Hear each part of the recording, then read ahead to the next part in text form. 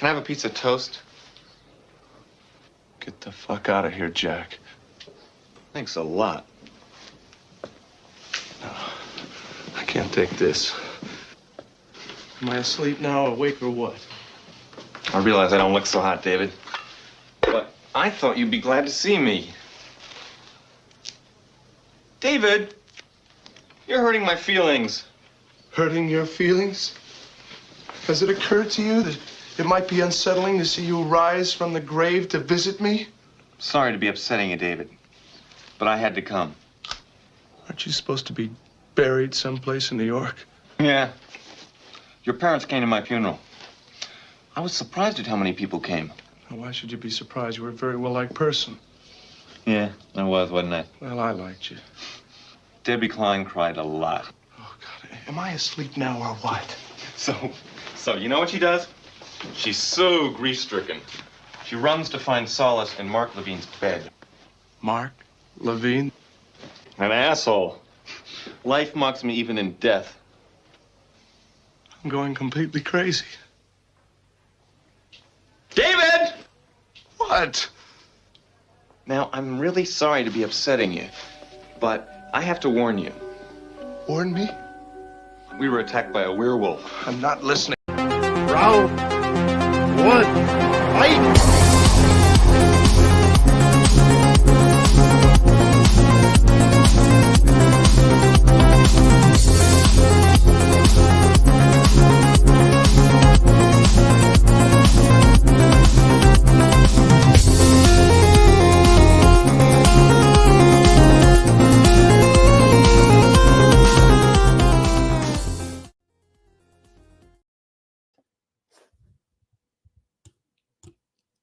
Welcome to the kickoff of spooky season here on the Movie Hero Network, and this is Tournament Fights number 244, and this is the first of our four-part, technically five-part mystery series, because how it's going to work is we have a website that I use to take every single horror movie ever made, and I randomize them. So the first 64 to pop up will be tonight, and then we have a part 2, part 3, and a 4, and then we'll take the Sweet 16 from all 4 of those, and they're going to be in a big championship episode on the Tuesday the 25th, just before Halloween. So I'm excited for this. I'm excited to watch a lot of horror movies that I myself haven't seen. I was able to watch some of them. I just got back from being out of town myself, so with that I probably could even squeeze in a few more, but that's all right. I watched what I could, so mostly good ones, so I'm excited to talk about them. But I'm your host, Jordan, the Movie Hero Anderson, and let's go ahead and bring in our crew for tonight. We'll start with my co-host of sorts for tonight, because Austin, everyone, keep the East Coasters in your prayers, because some of them are still without power or without internet. He's without internet. He's safe, but he's not able to join us tonight. But we do have Malcolm Lay. What's up, Malcolm? It's good, and when I was man of the spell, I realized I probably haven't seen a lot of the moves on this list. That's all right. I mean, one of the good things I would tell people, even if you haven't seen a lot, you can still get some good recommendations, stuff you might want to check out, all of that kind of stuff. So it'll be fun. But also, joining us, we have, him as the notable prick, Mr. Eric Moreno. How's it going? It's the most wonderful time of the year for me. Like, it's October. We get to talk horror. I talk horror all year, but October especially. Nice. I think I've seen half of the movies on the list. Hopefully most of them are in the matchups I get to see. It should be a good one. Yeah, sounds good. Yeah, I'm excited. And we do have a couple of first timers on the show tonight. We have Miss Abby Brooks. How's it going? Hello. I'm really excited for this. Yeah, first time doing this. I am excited to try something new. Yeah, awesome. Yeah. It'll be fun. So I'm excited. So yeah, and then we also have Mr. Shannon Briggs. How's it going? Oh, it's going well. My first time here, so I'm like popping my Movie Hero Network cherry here. But I just look forward. Yeah, it's like what like Eric said. Yeah, this is like my favorite time. Like as soon as October. I mean, even though I watch horror movies all year round, it's like October is like the time when you can just dig in and like discuss about them, and that's what we're doing. I look forward to do it. Yeah. You can kind of double down in October. So yeah, that's always fun to do. So, and then last but certainly not least, we have Mr. Chadwick Webb. How's it going? Going great. Yeah, spooky season actually started for me a month ago, but we're ramping it up and everybody else is catching up. So let's Nice. let's get into it. Yeah. Yeah, well, I'm excited to catch up to you guys. So yeah, it'll be fun. So and this panel, I love it because we had a list of people. About half of them are here. And then we got a couple ones that agreed to join last minute. So that's awesome. I appreciate that. And yeah, so but how it's gonna work for any first timers or anyone that's not familiar with how it works, we just have a tournament of 64, just like the March Madness you see in college basketball, and we just go round by round, and you just vote for the movie that you want to advance, and it can be for any reason. We like to have fun here, so you can vote because you love one movie over the other. You can't stand one movie, maybe one you haven't seen, but you saw the other. Or if you haven't seen either one, you do still have to vote. That is a rule. So just vote for any reason. You can make up a reason. You can vote because there's one you want to see more, you like the poster more, just anything. So we have fun here, and yeah, that's how it goes. We do encourage people to keep your comments to about 30 seconds for each one, just so we're not here for like 3 hours tonight. We want to try and have a quick as we can. We have had some long ones, so if you get too long-winded, I may have to crack the whip. I have some things that Austin lent me. I can tell you to wrap it up. I can do some things like that, and so yeah. But usually we do it pretty all right. So, but yeah, I think that's it. Any questions, comments, anything like that? And if not, then I'll bring up the bracket and we'll bring it over to the first match. So I don't have a little second intro like Austin sometimes has, but so you can go ahead and slide it over, Malcolm, and we'll see what the first match of the evening is going to be. Once my computer will let me do it. Yeah, it's all right. No worries. I know. I know the first match is the Exorcist versus Fido anyway, so. Okay, so while you kind of play around with that Exorcist versus Fido, so we'll go to Chad. What do you say about those two, and which one you want to vote for? Fido from 2006. Yeah, I have actually seen that. Very interesting movie. I actually did like that one. It's a pretty funny horror comedy. But I mean, it's going up against The Exorcist, which is an all-timer. That's like one of the perfect like horror movies, and I think could go very far in this tournament and other tournaments as well. So I'll go The Exorcist. All right, cool. Sounds good. Well, we will go over to Shannon. What are you gonna go for? I've seen Fido, and it's a very like funny kind of twist on the zombie genre, especially early 2000s when a lot of movies were doing that. But yeah, it's going over The Exorcist, which is a movie that I appreciate more than I love, but it's so iconic, and it's to me it's easy pick for this matchup. Yeah. Well, Abby, what are you going for here? Yeah, I'll keep it short. I'm going with The Exorcist because it is one of the greatest of all time. Yeah, totally. Eric, what do you say? Yeah, I'm not crazy enough to vote against The Exorcist, so it's The Exorcist, definitely. Yeah. Malcolm, what are you gonna vote for here? Yeah, I have no idea what Fido is. I've never heard of it before now. But yeah, I mean, The Exorcist is a classic and probably should make it all the way to the final matchup. So yeah. Yeah.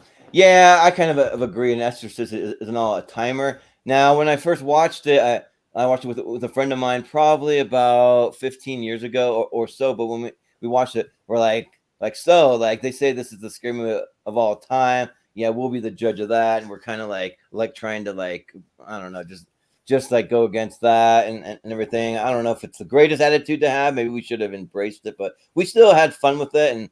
And I don't say it's the scariest movie of all time by any means, but it is really good. And I've never seen Fido, so I'll vote for The Exorcist. So be The Exorcist. I mean, it's probably the scariest movie of all time, and the time it was made. So. Right? Yeah, yeah, that makes sense. Yeah. Right, next up, we've got The Town That Dreaded Sundown up against Carrie, which I believe is a 2002 version. All right, and some of these, since I just random, I don't know if any of them are going to end up being TV movies. There might be a couple of them on here. That's I okay. believe that Carrie 2002 was a TV movie, but Yeah. it's fine.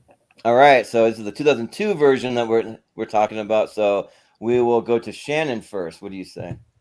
Again, I think I've only watched Town of Dread Sundown like once, and I mean it's kind of like a product of this time, kind of. But it's interesting for what it is. But Carrie to me it's again another kind of iconic. I mean, performance by Sissy Spacek and Brian De Palma, like proven that he can be able to do a very stylish horror movie. So yeah, Carrie.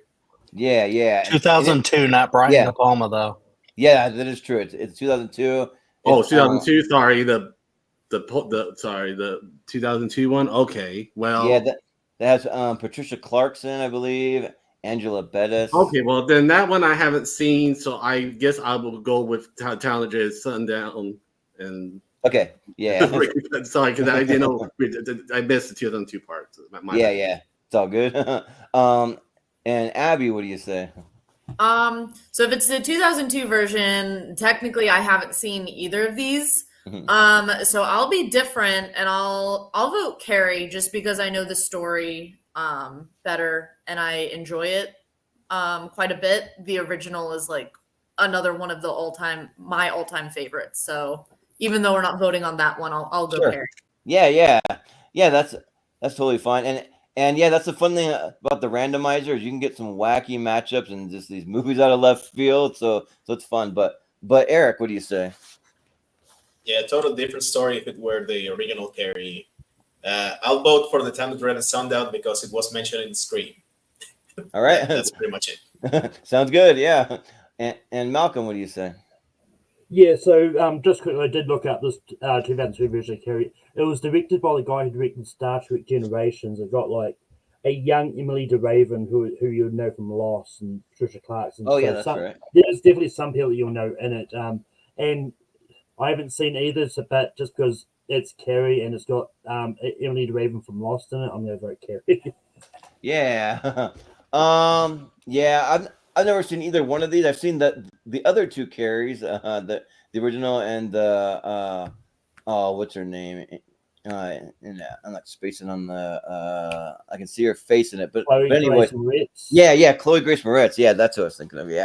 Yeah. So I've seen that one, and that one's all right. It's actually not too bad. I worked in a theater when that movie played, but. So yeah, just because I'm not that familiar with the Town that dreaded, I at least know the story of Carrie. I'd probably be more interested to check that one out first. So I'll go with Carrie. But Chad, what do you say? Funny enough, I was going to use the same exact logic that Eric did. That the Town that dreaded sundown is mentioned in a Scream movie. But also over at Welcome to Primetime, we're doing our 61 Days of Primetime, and we're doing the 1970s, and this is one of those movies that we chose, but we haven't gotten around to watching it yet, but we're very close. However, I probably wouldn't vote for any Carrie that's not the original Carrie, just because it's bound to be inferior. It just has to be, I think. Right. So I'll go with the classic 70s movie. All right. Well, it sounds like I think it's. I think it's still Carrie. I think. Yeah. Okay. Yeah. Yeah. It'll be Carrie. Wait, Shannon, what did you vote for? I voted for Town of Dread Sundown. So yeah, okay, so it's a tie then. So it goes. Okay. So we do have tiebreakers, and how the tiebreakers work is we start at the bottom of the ladder, just like we do with the voting, and that person will get to decide. So Chad, you get the tiebreaker. Town that dreaded sundown. All right. So it'll be the Town that dreaded sundown. We've got. Doesn't matter. Whatever one was going to lose to the Exorcist anyway. Yeah. Right. Yep. Teeth versus Daughters of Darkness. Okay. And we'll go to Abby. What do you say here? So I really enjoy Teeth. Actually, I haven't seen it since I was in like high school, but I'm gonna put my vote for Teeth. All right, sounds good to me. Eric, what do you say? I never heard of Daughters of Darkness. Sounds interesting. I'll still vote for Teeth. I know what it is. Yeah, sure. Malcolm, what do you say? Yeah, I don't know much about Daughters of Nuts. I was looking it up and it was like it's labeled as an erotic horror movie, so that sounds interesting enough. But I've seen Teeth. I think it's a really cool concept for a horror movie, so I'm gonna go Teeth. Yeah. Yeah, I don't know much about Daughters of Darkness either. I haven't seen either one actually, but they both sound kind of wild because I guess the teeth is like the girl has like teeth in her vagina or something like that. Yeah, that's and precisely what it is. yeah, and I'm just like that sounds like crazy. So I'm kind of interested to see what that's all about. So I'll go with teeth. But Chad, what do you say? I haven't seen either, and I know which one's going to win, so I'll just give it to the. I'll vote for the '70s one. Sure, yeah, sounds good. Shannon, what do you say? Okay, well, I'm in an interesting boat where I haven't seen Teeth, but I have seen Darkness twice. Nice. Yeah, like you describe it, yeah, very kind of the erotic kind of spin on the vampire kind of thing. But yeah, I will out of them two, I will go with Daughters of Darkness. All right, but I think it's still going to be Teeth. Moving on. Yeah. So we've got Happy Death Day up against X-Files. I Want to Believe. yes, which is considered slightly horror in the genre. It came up on the website. So, but yeah, we'll go to Eric first. What do you say? Yeah, I never got around to watching the X-Files, and that's why I haven't seen the movie. Happy Death Day I've seen. I really like. Really cool concept. You all know the Groundhog Day stuff. I'll go for that. Yeah. Malcolm, what do you say here? Yeah, I haven't seen like any but it's just one of those ones like I do can see where X-Files goes to be horror, but like Happy Death Day is great, and it's just one of those great sort of Groundhog Day things. So I'm going for Happy Death Day. Yeah, so I'm actually a big X-Files fan. I've seen both of these, and but this movie is the worst of the two, I would say. I definitely prefer the one from '98. I think that one's much better. And I don't know what it is with X-Files. Like once that series ends and they tried to come back with stuff, it's never very good. I'm always like kind of interested when they do bring it back. I love that. So it's something me and my mom connected on actually, and we watched it while I was growing up. But Happy Death Day is in my top 128. So if anyone's not familiar, if anyone who wants to, we'll do a top 64 for you, and you can feature all your favorite movies in a tournament, and then we'll do a 3-parter 128, and that one makes my 128 at least. And yeah, I think Jessica Roth is really good, or Rothy. I don't know how you pronounce the last name, but yeah, and it's a cool concept with the time loop and all that stuff. So I'll go Happy Death Day. Chad, what do you say? I adore the X-Files, the show. I'm a huge X-Files fan, like Buffy fan, Supernatural, all these types of shows. So I think X-Files is incredible. The movies, not as much, and I do think this is the weaker of the two as well. I agree that the '90s one is better. So yeah, I'll also go Happy Death Day because I think that one was actually like really surprising. I didn't think it was going to be good, and then it was just extremely fun and a great take on the Groundhog Day formula. Yeah, the movies for me, they're kind of more. Okay. So yeah, I mean they're fine enough. They're not the worst movies, but Shannon, what do you say here?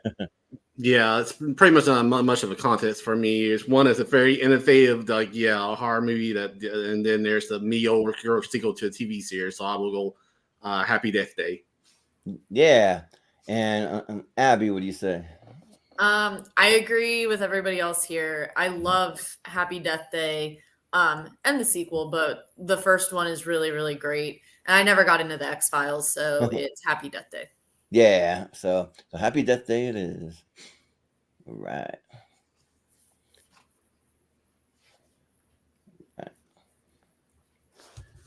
All right. So it looks like Creepshow 2 versus Poltergeist here. And we'll go to me first. And I've never seen Creepshow 2. I've seen Creepshow 1, but not the second one. So Creepshow 1's really good. I love that movie. But if we're talking the second, I'm sure it can't be as good as that first one. And Poltergeist rules. That's one of the movies I was able to watch as a kid because anyone who knows me, I grew up in a very conservative household where we couldn't watch a lot of R-rated movies, and I did like sneak them behind my parents' back and all that stuff. But the Poltergeist, they're like, oh, that's PG, and they just didn't really look at like the creepiness or anything. They just looked at the rating and said, sure, well, you can watch that one. And that movie was really good. I love the soundtrack or the score. It's good. There's some really creepy stuff, especially in the second half of the movie. So yeah, I'll go with Poltergeist. Chad, what do you say? I mean, I also think back then you had to like pre-watch the entire movie. You don't have like internet databases that tell you exactly what's in the movie. True. Yeah. There's no "Does the Dog Die" website you can go to. Yeah. But yeah, I'll say, Creep Show. Like both Creep Shows are actually pretty great. But I do think, yeah, Creep Show 2 isn't quite as good as the first one, but I do think it's actually pretty close. So this could move on against some other stuff, but Poltergeist is one of those all-time like creepy haunted house movies. And it's got that, like, even though it wasn't directed by Spielberg, it's still got that Spielberg touch and that Hooper touch, and it's pretty great. So I'll go with that one. Yeah, sounds good. Shannon, what do you say? Yeah, I will. Yeah, as far as Creepshow 2, I don't love as much as Chadwick does, but I feel like it's like two decent stories, and then the other ones kind of fall flat for me, especially about the one with the wooden Native American statue that attacks people. But yeah, Poltergeist is again, it's you mix Toby Hooper directing and Steven Spielberg producing, and you come up with a very probably one of the most terrifying PG rated horror movies of its time. So yeah, Poltergeist. Yeah, sounds good. Abby, what are you going for here? Yeah, I agree. I would definitely go with Poltergeist. I haven't seen Creepshow 2. I like Creepshow a lot. But Poltergeist is also a classic. So that I'm gonna vote that one. Yeah, sounds good. And Eric, what do you say? Yeah, copy and paste. Poltergeist has a much better chance of moving up. Creepshow, like horror anthologies, are always hit and miss for me. As I think Shannon said, like one story is good, one probably isn't. Poltergeist is solid the whole way through, so I'll go for Poltergeist. Yeah. So, and Malcolm, what do you say? I believe you are muted. Cannot hear you.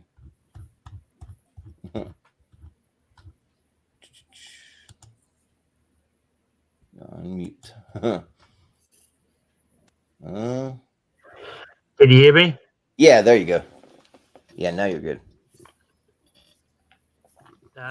But yeah, I haven't seen Creepshow 2, but I love Poltergeist, and yeah, so Poltergeist gets my vote. Yeah, sounds good. So it'll be Poltergeist. Nice.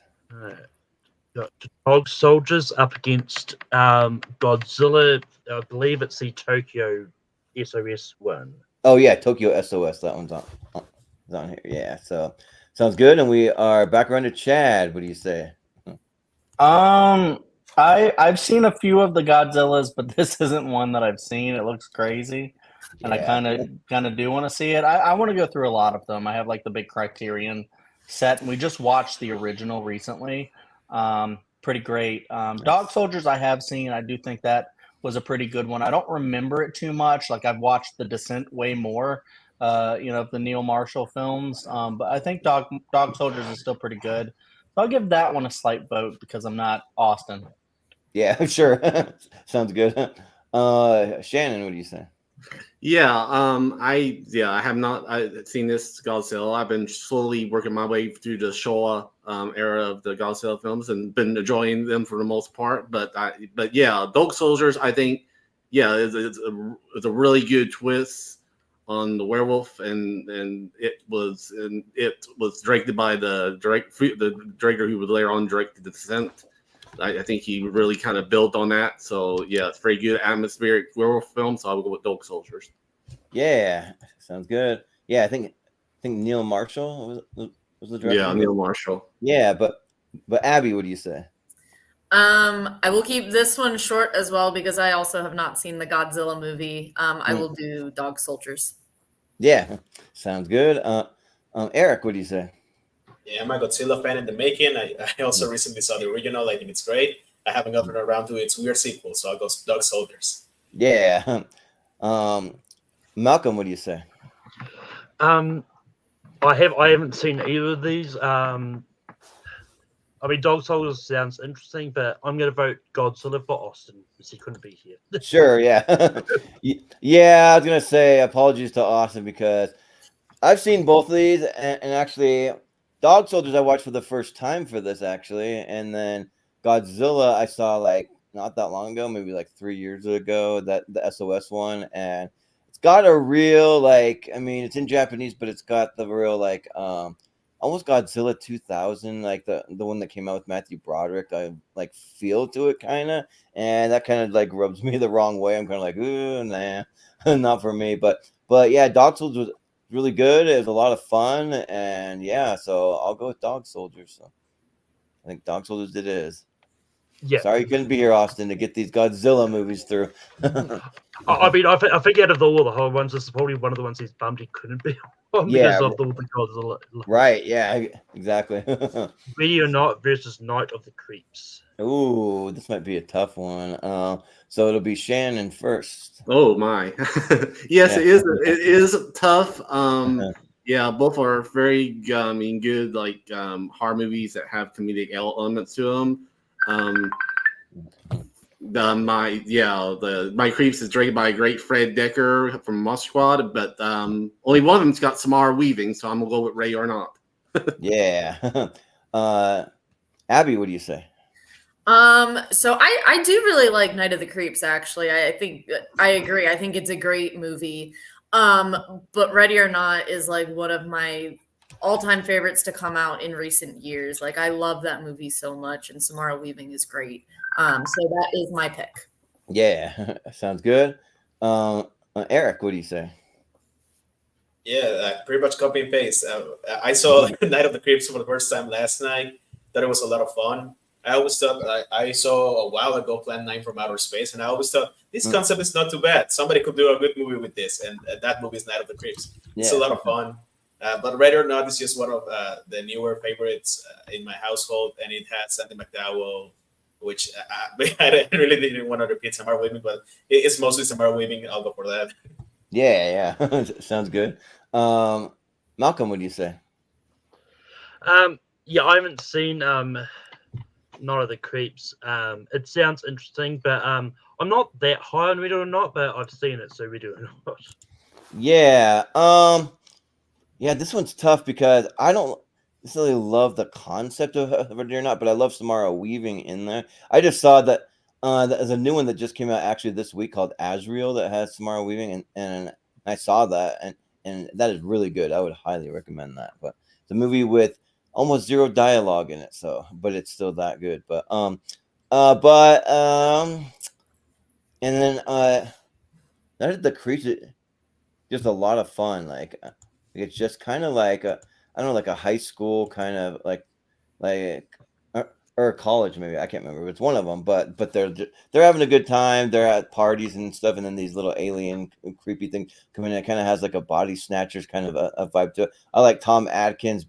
I can't remember if this is one where he plays the dad in it. He might, but yeah, it's really good. So I think I'll go Night of the Creeps. So Chad, what do you say? Yeah, it's a college movie. I have seen Night of the Creeps not too long ago, but I think I owe it a rewatch because I'm not super high on it, but I did think parts of it were very fun, but I think all of Ready or Not is extremely fun, and it's just like a really, really great movie. I'm not too high on like Radio Silence as a whole, but like when they hit, they really hit, and I think Ready or Not is their like masterpiece. I don't think they've really like hit that high since. So yeah, I'll go Ready or Not. Yeah, so I think it's gonna be Ready or Not. Moving on. Yep. 4-2. Right, we've got Shadow of the Vampire up against Blade 2. Blade 2. All right. And this time it'll be Abby first. So. Oh dear. Yeah.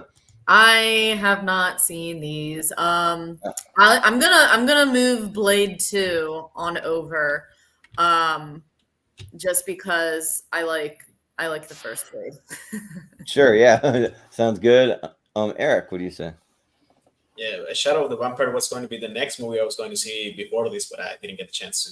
I'm a big Nosferatu fan. I really want to see this weird version of how they made it, but as you mean, Max Schreck was vampire. It seems interesting to me. But I really like Blade 2. I like it a little bit better than the first one, so I'll go for Blade 2. Yeah. All right. Malcolm, what do you say? Yeah. Blade 2 is great. And yeah, I do think it's a really good Blade movie. But Shadow of the Vampire I actually watched for the first time. Not so much for this, but I watched it for when we did the 2000 Letter Series, which the championship is coming. It just had to be delayed. Yep, because of weather. And Shadow of the Vampire is actually one of those movies that will be a good one to actually watch for when Nosferatu comes out, because it's about the making of Nosferatu and all that. The original one, not the new one that's coming out, but it will make a weird double feature because William Dafoe is in the new Nosferatu, but not playing the same character he's playing in Shadow of the Vampire. Nice. So I'm gonna go Shadow of the Vampire.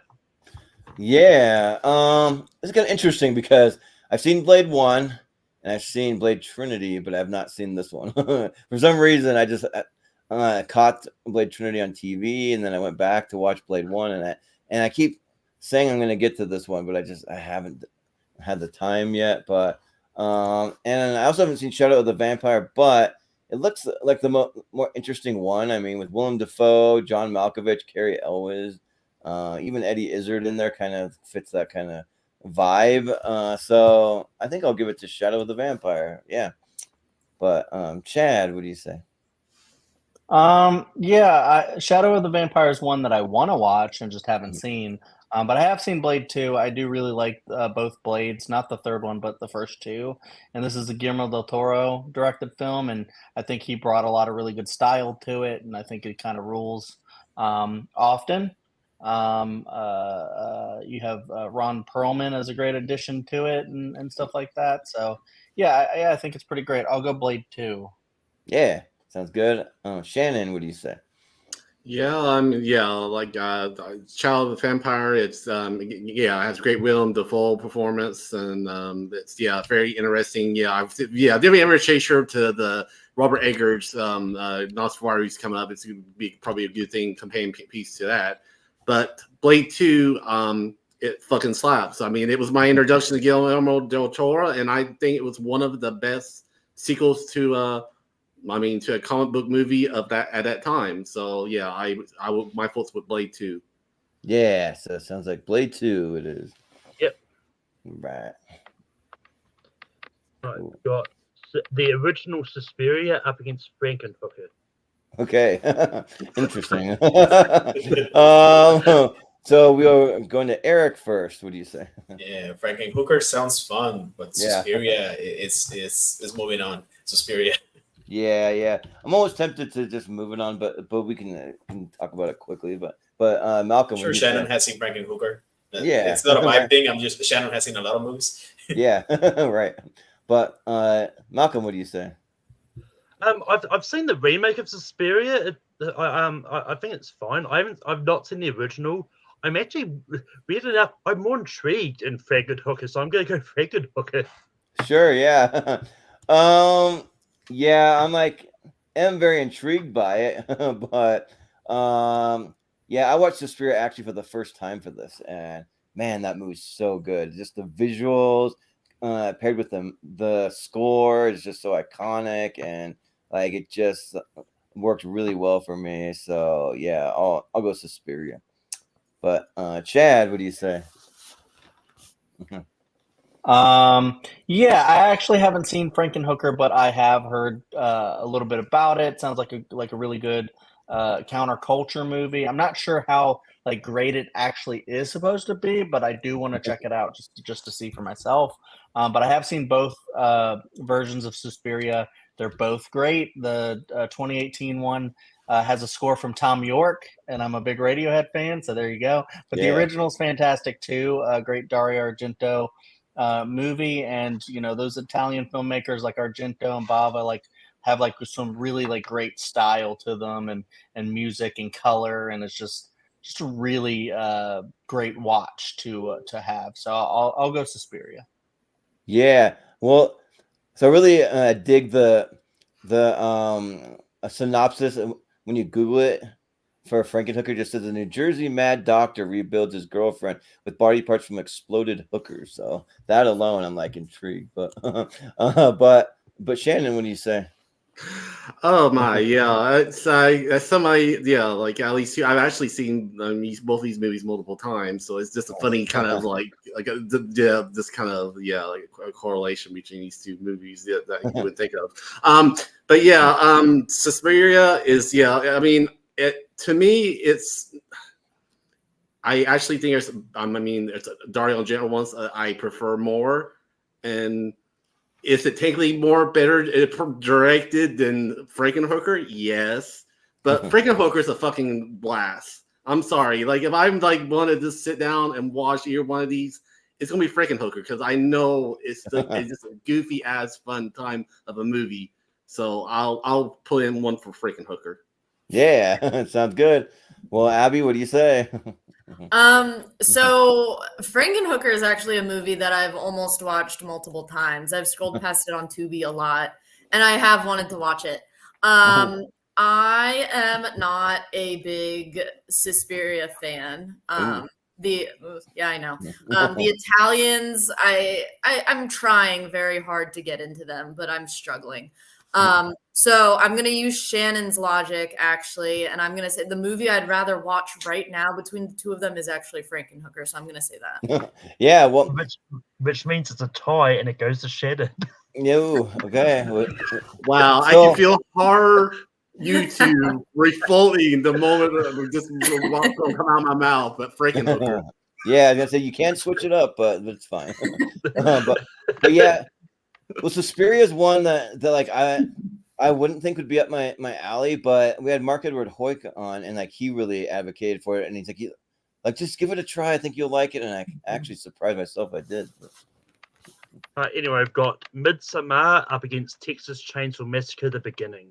Oh, the beginning. Okay. So we are on to Malcolm. What do you say? Yeah, I haven't seen it.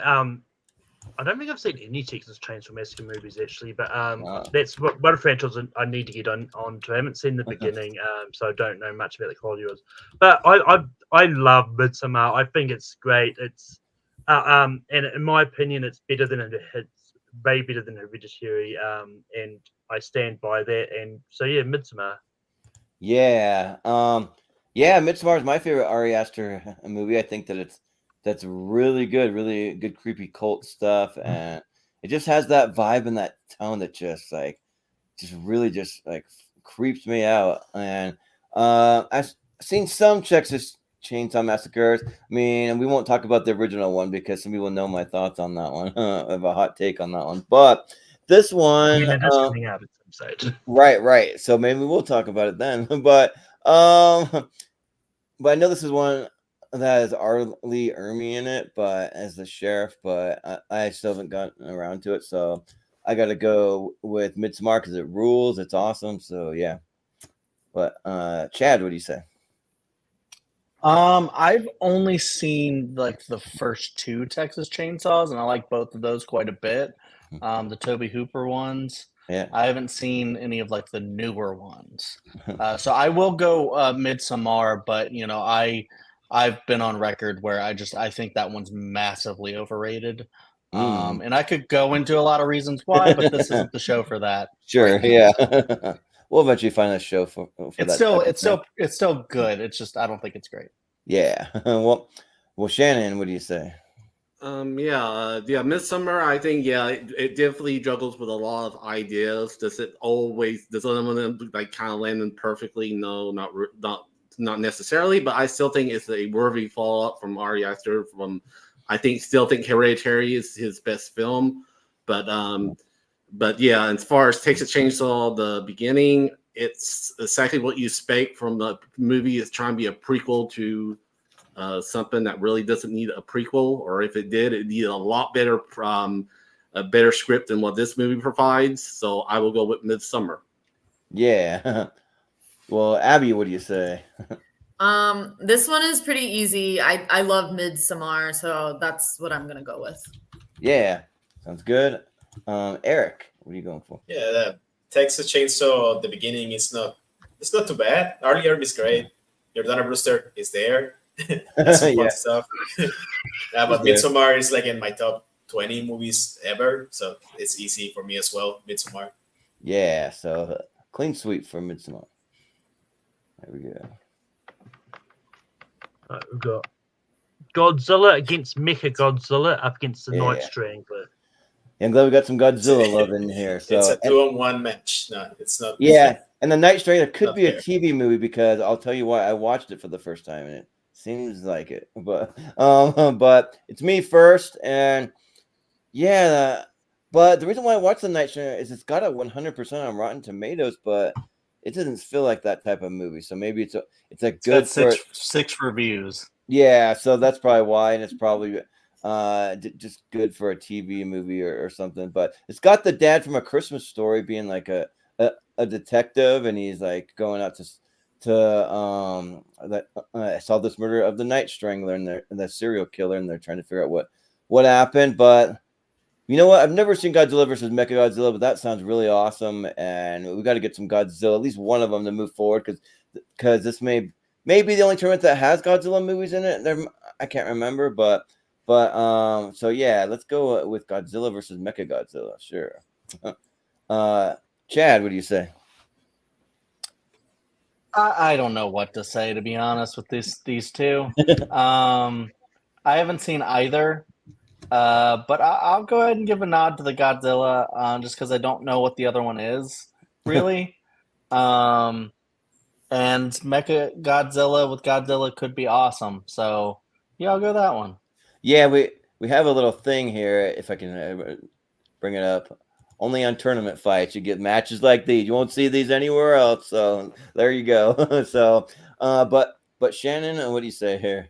Yeah, I had to do a quick look on IMDb for the Night Strangler because I was want to make sure which one. I remember seeing one of these before, and it was a Night Stalker, the other film, and I thought that was fine.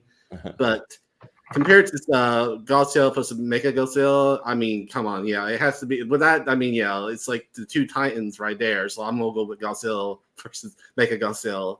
Yeah, sounds good. Abby, what do you say? Yeah, I'm gonna agree. I have not seen either of these, but that Godzilla poster looks awesome, so I'm gonna pick that one. Yeah.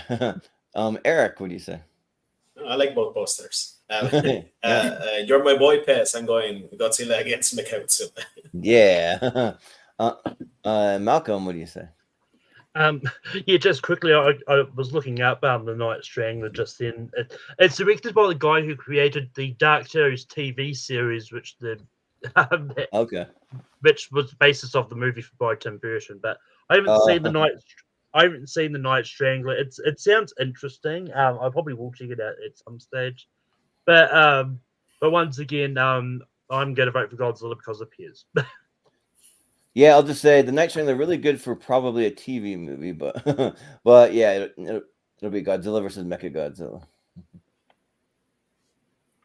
All right, we've got Black Death up against the remake of The Hitcher. The remake, so Sean Bean. Yeah, and we are back down to Chad. So what are you gonna go for? Again, I don't know what's going on here. You did really do a randomizer. Very random here, I guess. I'll vote for The Hitcher based on name recognition, even though apparently it's a remake. And funny enough, I think Black Death is also a Sean Bean movie. So it's two Sean Bean movies going up against each other. So, but Shannon, what do you say? The Black Death. I actually think it's really underrated. It's very underrated. I think a lot of people have even horror fans have kind of missed it because it was it's kind of really flew under the radar. But I think it's a very good film with Sean Bean's actually pretty good in it. And I avoided the remake of The Hitcher by it just completely because it was completely dull crap. So I'm gonna go with Black Death. Yeah. Abby, what do you say? I have also not seen either of these. Well, I've seen bits and pieces of Black Death because Aaron was watching it the other night. And it seemed boring. So I'm gonna pick The Hitcher. Yeah. Sounds good. Eric, what do you say? Sean Bean die in both these movies. I think I've seen clips of Black Death somewhere. I don't know where. I'll go for The Hitcher. I know what that is at the very least. Sure, yeah. Sounds good. Malcolm, what do you say? I've seen the original Hitcher. I haven't got around to the remake. But I haven't seen Black Death either. But it's directed by the guy who directed the movie Triangle, which we had. I think it was a 2009. Oh, yeah. I'll vote Black Death. Sure. Yeah, I guess the Black Death is about the bubonic plague or something like that. But I've never seen Black Death, but I have seen this version of The Hitcher and the original, and I think it's actually not bad. I think Sean Bean's pretty creepy. It's got the scene where they tie the guy to the two cars and rip him apart and all that. And yeah, I think that it's good enough. So I'll vote for the Hitcher. Sure. Is so that a tie? I believe that it is a tie. That's what I was about to say. So, Abby, you get the tiebreaker. Just vote for whatever. I'll just pick The Hitcher. Sure, sounds good. All right. We've got The Woman in Black up against Hell Knight. All right. And this time it will be Shannon first. What do you say? Oh, this is interesting because I have not seen Hell Knight. It's been something that it's kind of been on my list for a while, but I have not watched it. So, but I have seen A Woman in Black. I think I think Dan Radcliffe is really. He gives a good performance. I feel like the movie as a whole kind of underserves that performance, but. As I'm not seeing Hell Knight, I can only go with what I've heard about, and I heard it's kind of maybe fine, but nothing too great about it. So I will go with The Woman in Black. Yeah, sounds good. Abby, what do you say here? So I've also only seen The Woman in Black, and I think that movie is actually really good. It kind of disappeared, I feel. I feel like nobody really talks about it anymore. And I think from what I remember, it was really decent. So I will definitely pick The Woman in Black. Yeah, sounds good. Eric, what do you say? I haven't seen either. Woman in Black, I didn't get the chance to see when it came in theater, so I never bothered to look it up. I heard it's good. Hell Knight is another college horror movie. I vote for that because Night of the Creeps didn't make it far. Yeah. Sounds good. Malcolm. Hell Knight is actually the second Linda Blair movie I've got on this bracket. Yeah, right. But yeah, I've seen bits and pieces I've seen clips of Hell Knight because I was watching a Watch Mojo video the other day, which featured it. Nice. But I like Women in Black, and it's one of those ones like Abby's right, no one really talks about it, and it does have a forgettable straight to video sequel, but this movie of Daniel Radcliffe is pretty good, so Woman in Black gets my vote. Yeah. I also haven't seen Hell Knight, but but The Woman in Black, it was good. You know, I didn't love it or anything. I think it was decent. But you know what? I'm kind of with Eric, where Night of the Creeps didn't get much love, and we got another college one here, and it's kind of one I'm interested to check out. So I'll vote Hell Night. So, Chad, what do you say?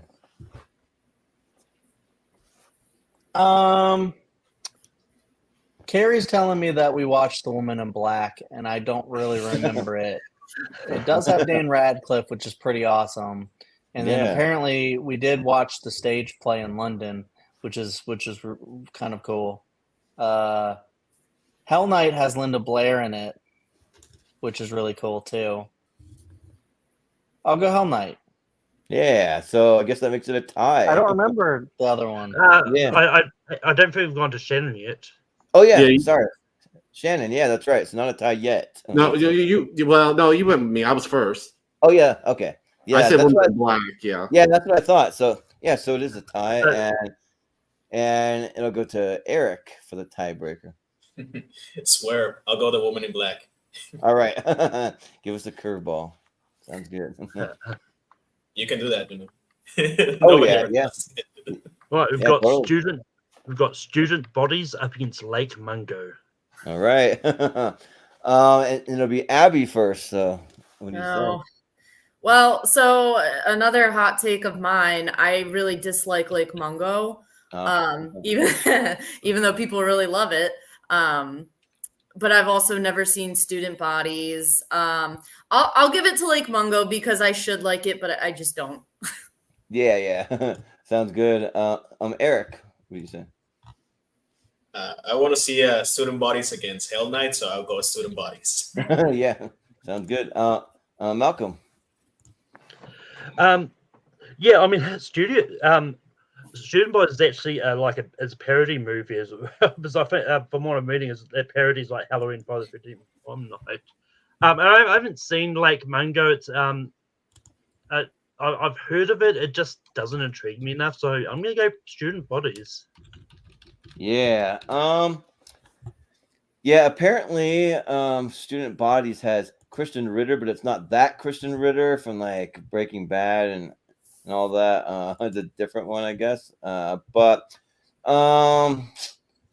And so I've never seen it, and I've also never seen Lake Mungo, but that's one people have been telling me to go check out. So I'll probably would watch that one first. So I'll go Lake Mungo.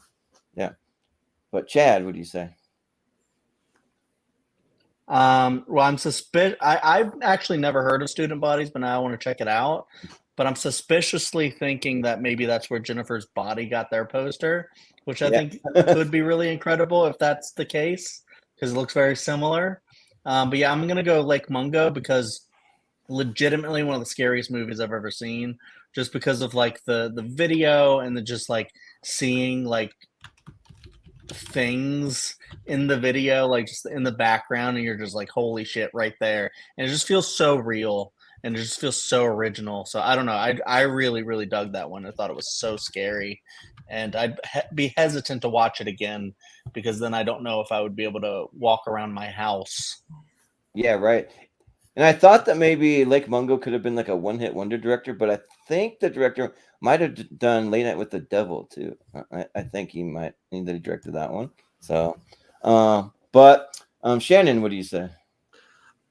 Yeah, Lake Mungo I have not seen. It's never on my list that I've heard it's highly recommended.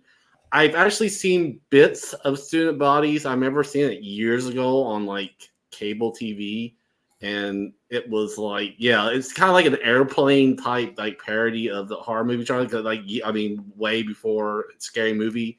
But I remember what I watched of it. It was like, yeah, I know comedy's subjective, but it really didn't really like. I didn't laugh. Like, I mean, I didn't really understand or laugh at any of the jokes of it. So I will go with Lake Mungo. Yeah, so it'll be Lake Mungo. Yeah. All right. It sounds like that it is the same director who did Late Night with the Devil, and it was like a big 15-year gap since Lake Mungo. He disappeared since he did Lake Mungo, and then he reappeared with Late Night with the Devil. Yeah, right. Got Videodrome up against It Comes at Night. Ooh, okay. And this time it will be Eric first. Yeah, Videodrome is such a big blind spot for me. That's the one I should have seen instead of another one I saw. Yeah. It Comes at Night. I remember liking but not loving. Like, I need to see it again because I've heard like it's better on rewatch. I guess I'll go Videodrome because it's a cooler type, I guess. But It Comes at Night is a Sure. cool type. That's right. Yeah. Sounds good. Malcolm, what do you say? Yeah, I haven't seen either of these. I'm probably more intrigued at seeing Videodrome because I do like David Cronenberg stuff, so I'm gonna go Videodrome. Yeah. So I'm gonna hit and miss on David Cronenberg, but I do like Videodrome enough. I think it is pretty good.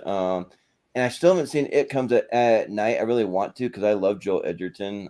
I think he's a great actor, but for right now I haven't seen it, so I'll vote Videodrome. Chad, what do you say? It's been a while since I've seen it. It Comes at Night. So I just don't remember it that much, and I don't remember like really liking it or anything. But I do owe it a rewatch, so I do want to get to it at some point. A Videodrome I watched very recently, and I've heard that Videodrome is better when you watch it 2 times. Okay. Because there's just a lot to like get into with it. I feel like, but it is David Cronenberg. It is really cool. There's a lot of really interesting stuff in there, but I do think it's one that you kind of need to like analyze and stuff like that, which actually is kind of cool. But It Comes at Night might also be one of those movies. I'm not really sure. So yeah, I'll go Videodrome, even though I kind of want to rewatch both of these. Yeah. Sounds good. Shannon, what do you say? Yeah, I've not seen It Comes at Night. It was one of the movies I remember when it came out. It was like before it came out, it had like a buzz to it, but then when it came out, it was a lot of like, unsurprisingly, with a lot of A24 movies, it was very divisive. From what I was feeling, as far as like where not the third act, if it really worked or whatever. But Videodrome, I consider one of my top two David Cronenberg.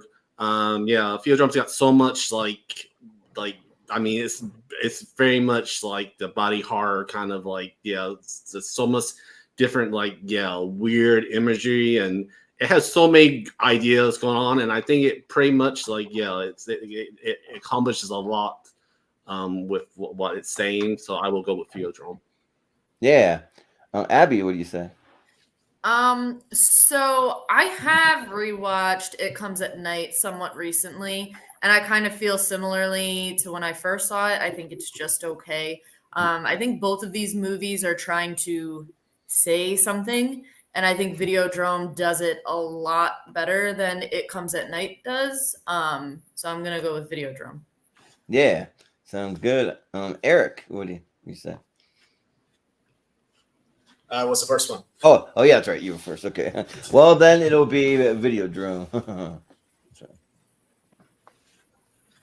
We've got Drag Me to Hell up against Piranha 3D. All right. And then it will be Malcolm first. So, what do you say? It's actually pretty tough. I do like both of these. I believe Piranha 3D is it's the one for Adam Scott, and if I'm remembering the right one. Probably. Yeah. And I like Drag Me to Hell. I think it's good, but you know what? I'm going to go to fun horror movies first. So Piranha 3D is getting my vote. Well, Drag Me to Hell's fun in a way, but because I really like that movie, and I've never seen Piranha 3D, so that's one I'm still trying to get to. But yeah, Drag Me to Hell, Sam Raimi, and I like Justin Long. He's kind of becoming like one of the like modern like horror guys that's consistently in like every horror, well, not every, but like a lot of horror movies. And yeah, I think that it looks pretty good. So yeah, I'll vote Drag Me to Hell. Yeah. Chad, what do you say? I actually haven't seen Piranha 3D. It's Alexandra Aha though, so I think it might be kind of good. Might be something I want to check out at some point.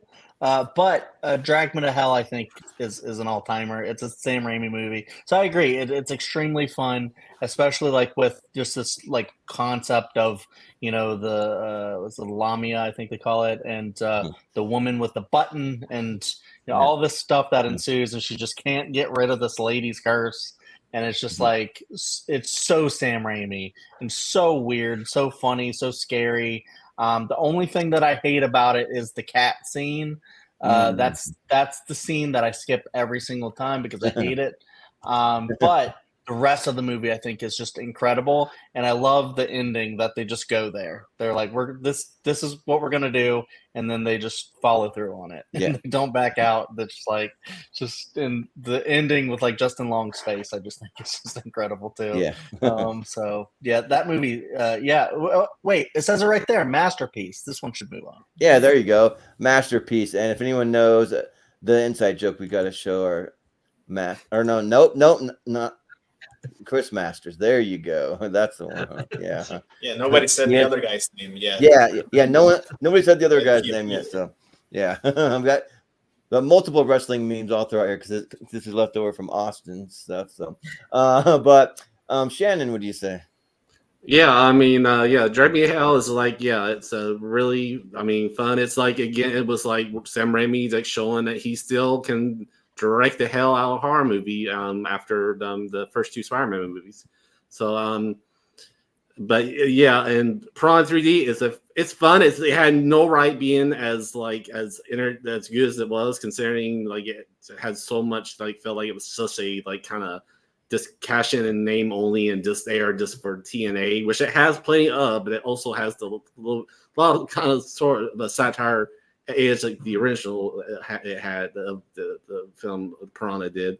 But yeah, like the Travis said, Drag Me to Hell, it's like so many great sequences, and that ending, it's an old timer. So Drag Me to Hell. Yeah, Abby, what do you say? I agree. Drag Me to Hell is my pick, and the ending is amazing. I love a not happy ending. Yeah. Sounds good. Eric. Yeah, like any movie with a talking possessed goat is a fun movie for me. It's a lot of fun. Drag Me to Hell all the way. Yeah, sounds good. So it'll be. Please don't. Yeah, be Drag Me to Hell. All right. One side down. One more to go. And then for anyone that's new, once we get through the first round, we'll have a speed round, just kind of speed through the rest. So we'll get through pretty quickly from one side to another. So that's good timing. Yeah. Making good time because we've gone way longer than this. So you're doing good, guys. Oh, fudge. And it will be, I believe, me first. And so I still haven't seen Monster Squad. So it's one I've been meaning to get around to. One of our other hosts who helped me start this channel, Chris Scott, it's like one of his favorite movies of all time. And some people can vibe with that. Other people say, it's just okay from what I've heard. But Slither is a lot of fun. Like, I think it's just like a fun time from beginning to end. The cast is really fun. It's got really cool like creature effects and practical effects and stuff that's just great. And yeah, so if you haven't seen Slither, go see it because it's worth it. So yeah, I'll go Slither. But Chad, what do you say? Yeah, it's just been such a long time since I've seen Slither.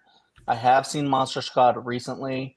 And I feel like because there's not a lot of like Gen Xers here, Monster Squad might not be seen by a lot of people, might not move on.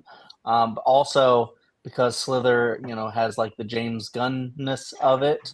That's got like Nathan Fillion in it and stuff. So I really want to rewatch Slither. But I'll give Monster Squad a nod because I don't think it's going to go through, and I think it is really fun. Kid Universal monster movie, and I love that like relationship between like the little girl and Frankenstein. I think is really funny, especially when you think about what happens to a little girl in the original Frankenstein. I think this one is really cute relationship in that movie. So I'll go Monster Squad. But yeah, I gotta check out Slither soon. Yeah, and I think both of these have a decent amount of comedy for horror movies. So yeah, it's kind of a good matchup for that. But Shannon, what do you say? Yeah, it's funny. I remember seeing Slither opening weekend in an empty theater because nobody watched that movie when it first came out. It was, but remember, yeah, like remember this seeing how like surprised I was, like how well written and like really funny and this movie was. That being said, Monster Squad holds so much the deep part of my heart that it's hard for me. It's no way I can explain it in this short amount of time. But I also say it's not only. Also, I have the final of as well. So, Monster nice. Squad awesome. goes. It goes. It's with Monster Squad all the way. Yeah, sounds good. Abby, what do you say? I haven't seen either of these, but Shannon has moved me, so I'm going to give it to Monster Squad. Yeah, sounds good. Eric, what do you say? Yeah, part of me really wants to go Monster Squad because it was made by the same guy who did Night of the Creeps. Then it would be a shame to not have him at least get a movie here. But I really like Slither. It's not like my favorite James Gunn ever, but I like it a lot. I'll go Slither. Let's see what happens. Yeah, Malcolm, what do you say? I've seen Slither. It's okay. Like it's not one that I haven't actually seen it for a while. Like I own it. I'll probably get around to it eventually. I actually have seen Monster Squad. And it's a lot of fun. I can see why Chris Scott likes it. So Monster Squad gets my vote. Does that mean we have a tie, or is it Monster? No, it was Monster Squad. Okay. I was wrong. Okay, yeah, Monster Squad. Okay. Sounds good. All right. We've got John Carpenter's Body Bags up against the original Texas Chainsaw Massacre. Oh, interesting. And it'll be Chad first. So. Yeah, this is one of those times. John Carpenter's one of all timers. I think he might have. Well, he definitely has made the greatest horror movie ever made. Even if you're on the Thing wavelength or if you're on Halloween wavelength, either way, I think he has done it. But I don't know. I've never seen Body Bag, so I'm not sure if that's even close to one of those. And people often put the Texas Chainsaw Massacre in the same breath as Halloween, The Thing, all of these great, horror movies. It's super influential. I actually watched it recently, and I never was super high on it until this last watch, where I was like, this movie is pretty incredible and how it was made. And I really like the comedy horror, Texas Chainsaw Massacre 2. If you haven't seen that one and you love the original, check that one out. It's not as good, but it's actually really scary and really funny at the same time. So I really like that one. It has a lot of like Lynch vibes, I guess, because of what's his face, Hooper. Yeah, Hooper is what's his name? Dennis Hopper. Thank you. Yeah, Hopper. Thank you, Chad. You're welcome, Chad. Yeah, Texas Chainsaw. Well, just wait until you get to Texas Chainsaw Massacre: The Next Generation with Matthew McConaughey. Then it gets like fun, but I don't know if you call it good fun. I do. Some people don't, but but yeah, it's a weird fun. He's having fun in it, but Shannon, what do you say? Yeah, I mean, I recently saw John the Body Bags, and yeah, it's. I mean, again, it's like him, he directed the 2 stories out of the 3, and then Toby Hooper. I mean, interesting. Yeah, these correspond or whatever too, and they're all they're really, anthology tales. They're actually, I think it's a pretty good one, and you have John Carpenter doing kind of his acting chops in Holston, which is very hammy and stuff, but. It's a fucking Texas Chainsaw Massacre. I mean, I've watched this movie several times, and I can only imagine how this movie played in the 70s. It's one of the movies that feels like dangerous. I mean, when you know like the behind the scenes and everything that went with it, like how like grueling it was and stuff, it just makes you appreciate more what was accomplished. So it takes the Chainsaw Massacre. Yeah. Abby, what do you say? I have not seen Body Bags, but I love the Texas Chainsaw Massacre, the original movie, so that is my vote. Yeah. Eric, what do you say? Yeah, this one is one of the masters, like kind of doing a middle thing for TV, and the other one is one of the masters at the top of his game. It's Texas Chainsaw. Look, of course, it is. Yep. Malcolm, what do you say? Yeah, this is one of those interesting ones because like I haven't seen Body Bags, but just looking at the Wikipedia page, it sounds interesting, and I do like some of these anthology movies. And the cast is there's actually got a lot of interesting casts. You got like Tom Arnold in there, Reg Craven and Sam Raimi both act in this. Mark Hamill pops up. Twiggy appears in some, and so does Blondie. But I haven't seen it. It sounds interesting. And I don't know much about what's on the other one, but I can't imagine a John Carpenter like bigger movie not appearing on any of the other random horror matchup. So I'm gonna go Texas Chainsaw Massacre. Yeah. All right. Well, don't kill me for this. Some people have heard my take on it. I don't like the Texas Chainsaw Massacre. I don't like it. Like it, I know it's a hot take, but I watched it for the first time like 2 years ago, and I just didn't get it. Like I just like it's just like these hippies, their car breaks down in the middle of nowhere, and they just get slaughtered, and it just doesn't make any sense. I just don't really see the point or any substance. Or people are saying the guy at the dinner table is funny, or like what? I don't know. I just don't. I don't want to crap on anyone that like loves it. I know people love it. I get it, but it's just not for me. But I love some of the sequels though. I love the second one. The Next Generation, like I said, like some of the other ones are fun. I even like the one with Jessica Biel, like the remake, but this one just doesn't do it for me. And I don't know, maybe someday, but I kind of feel like no, not even someday. But and Body Bags sounds fun. I haven't seen it, but I mean, I don't know. I'm just curious to see what these, because even like John Carpenter's acting in it, Toby Hooper, Wes Craven, Sam Raimi, like they're in there along with like Mark Hamill and a bunch of other guys, and I love anthology horror series, so I'll give a vote for that. But I know it's going to be a Texas Chainsaw, like easily. So, yeah. All right. I got Curse of Chucky up against Prometheus. Which is another, I think Curse of Chucky went straight to DVD, but we're still including it for these. So I mean, it's a big franchise, so it's not like it's something like it's a Night Strangler. No, yeah, like right. Yeah, we're like scratching our heads. What? Yeah, oh yeah. But we'll go to Shannon first. What do you say?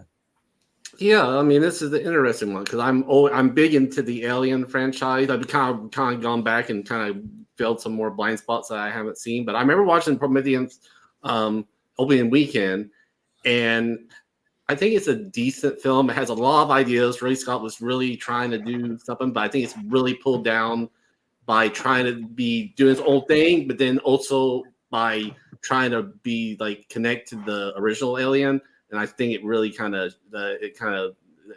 has problems when it does that.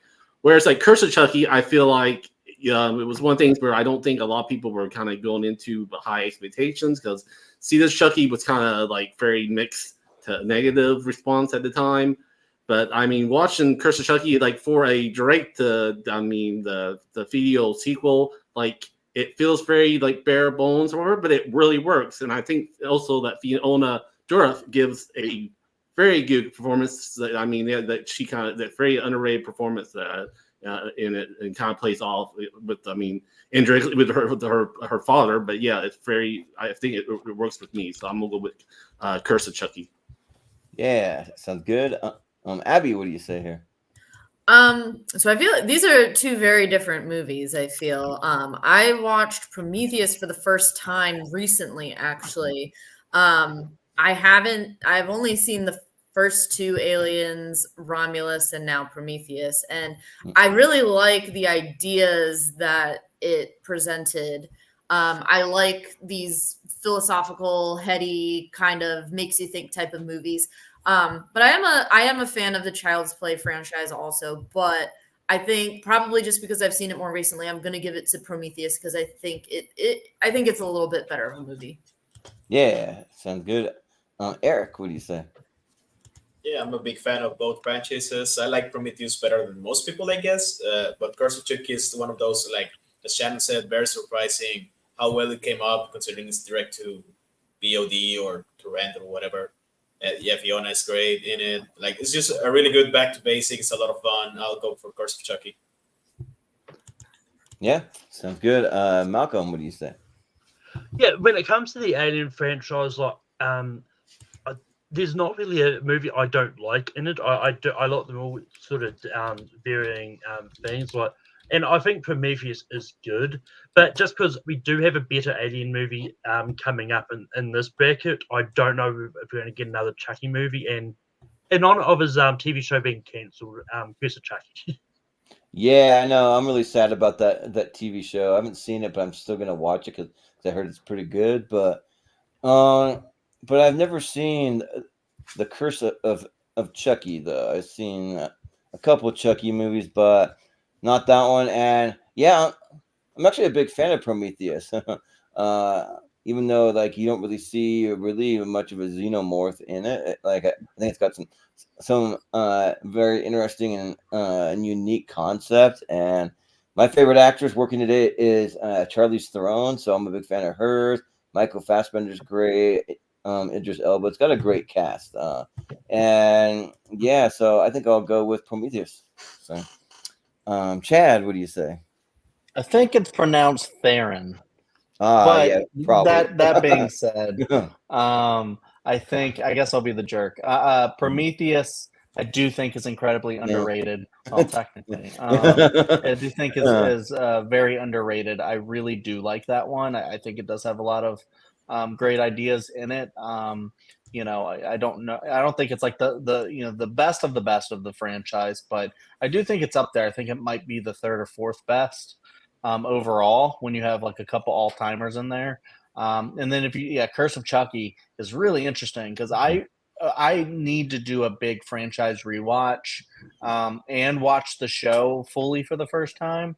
But I remember a few years back with my wife's family, we did a whole watch as like a family of the Child's Play franchise because we were bored on vacation, and her cousins are very into the franchise. But I remember the franchise getting really weird and silly.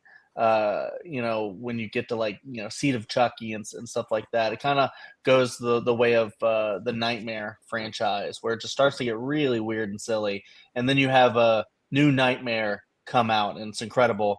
I don't think this is on the same level, Curse of Chucky, as like a new Nightmare, but I do think it is like a return to form for like the franchise being like a really creepy, like haunted house kind of. It's not a haunted house, but like a evil doll house movie, and I just thought it was really, really well done. I'm gonna go Curse of Chucky because I'm not sure like what all the votes were. So yeah, but man, I wish I had a family like that would watch horror movies as a family. My family will not do that. Sorry, but they do not like horror movies. But Shannon, did you vote? Yeah, I voted for Curse of Chucky. Okay, so I believe it sounds like it might be a tie. Abby, what did you vote for again? I voted for Prometheus. Yep. I voted for Curse. I did Prometheus, and you did Curse, right? So it's a tie, yeah. So and it goes to you, Malcolm. You got the tiebreaker, so. And just for fun, I'm going to do this. Yeah. Okay. I'm not mad about it. Nice. We've got Boris Karloff's The Mummy up against Godzilla Raids again. Oh, okay. Two kind of classics. And this time it will be Eric first. So, what do you say? I really need to get on my classics. Like, I haven't seen The Mummy. I have seen Frankenstein. I thought it was pretty good.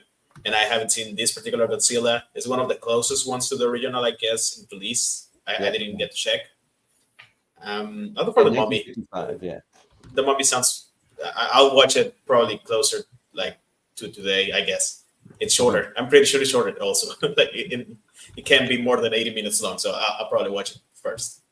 Yeah, sounds good. Malcolm, what do you say? Yeah, I'm also like not up to date on my Universal Monster movies. And I'm not the biggest of Godzilla fans, but so I'm probably more likely to watch the Mummy more. So I'm gonna go the Mummy. Yeah, they're both pretty relatively short movies because the Mummy, you were about right, Eric, 82 minutes, and then Godzilla Raids again is about 91 minutes, so not too bad. And probably just for like the influence and like what it did for horror, the genre. I probably would watch the Mummy first. I haven't seen either one, but I'll go with the Mummy. Chad, what do you say? I vote for Boris Karloff. Sure, yeah, sounds good to me. Shannon, what do you say? Yeah, I mean, that's a big Universal Monster kid growing up. Actually, the Mummy was one of the ones I saw later on, and it's, of course, a character compared to Dracula and Frankenstein. I mean, it's I don't think it's as good as much of a ghost as of an icon as them two.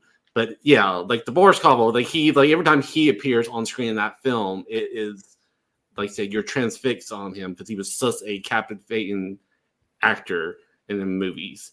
Considering again, I unfortunately have not seen. What I've kind of heard from it is it kind of like suffers as a sequel to the original Godzilla, but yeah, I'll go with the Mummy.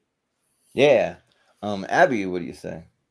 I have not seen either of these, but I'm sure the Mummy is probably the better movie between the two of them.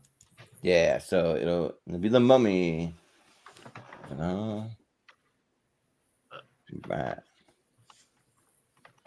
Better watch out against Abbott and Costello. Wow.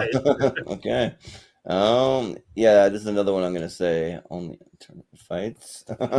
Yeah.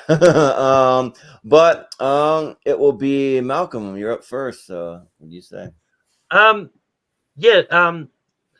If Better Watch Out is actually a movie Chad put me on to, because we're doing Christmas horror movies on Rankin once, and he suggested to watch it, and yeah, it's definitely really great. And I haven't seen like any of the Abbott and Costello movies. One of these days I'll get around to actually sitting down and watching them. But I like Better Watch Out. I think it's fun, so I'm gonna go Better Watch Out. Yeah, so I've seen Dr. Jekyll, or sorry, Abbott and Costello, I should say. So meet Frankenstein, but I haven't seen really any of the other ones. So I eventually do want to see him. But I have seen Better Watch Out. I thought that it was fun. Yeah, I mean, it's got Patrick Warburton in there. It's got the kid from The Visit, the M. Night Shyamalan movie. Like he's pretty solid. And yeah, I thought it was a fun time. So I'll go with Better Watch Out. Chad, what do you say? Yeah, I adore Better Watch Out. I think it's an incredible movie. There's a little bit of build up and there's kind of a twist. I won't say much more about it other than it's got Home Alone vibes. If you know, you know. Yep. Abbott and Costello. I recently watched meets Frankenstein. I know that's a classic, but I wasn't super vibing with it, which I was very surprised by because I love like the kind of witty dialogue and a lot of stuff like that because I love like the who's on first bit that they have, but I just haven't seen that much Abbott and Costello otherwise, and so when it was just them up against like a bunch of different monsters, I just I thought it was cool, like a cool concept, but in execution, I just wasn't really vibing with it. And I'm not sure if I watch a lot more of these, if I would vibe with a lot of them even more, or just not at all, based on that. So I probably would have still gone Better Watch Out even if I had seen that one. But I'm skeptical now because I have seen one of them and I wasn't that big of a fan. Yeah. All right. Yeah. Fair enough. Shannon, what do you say?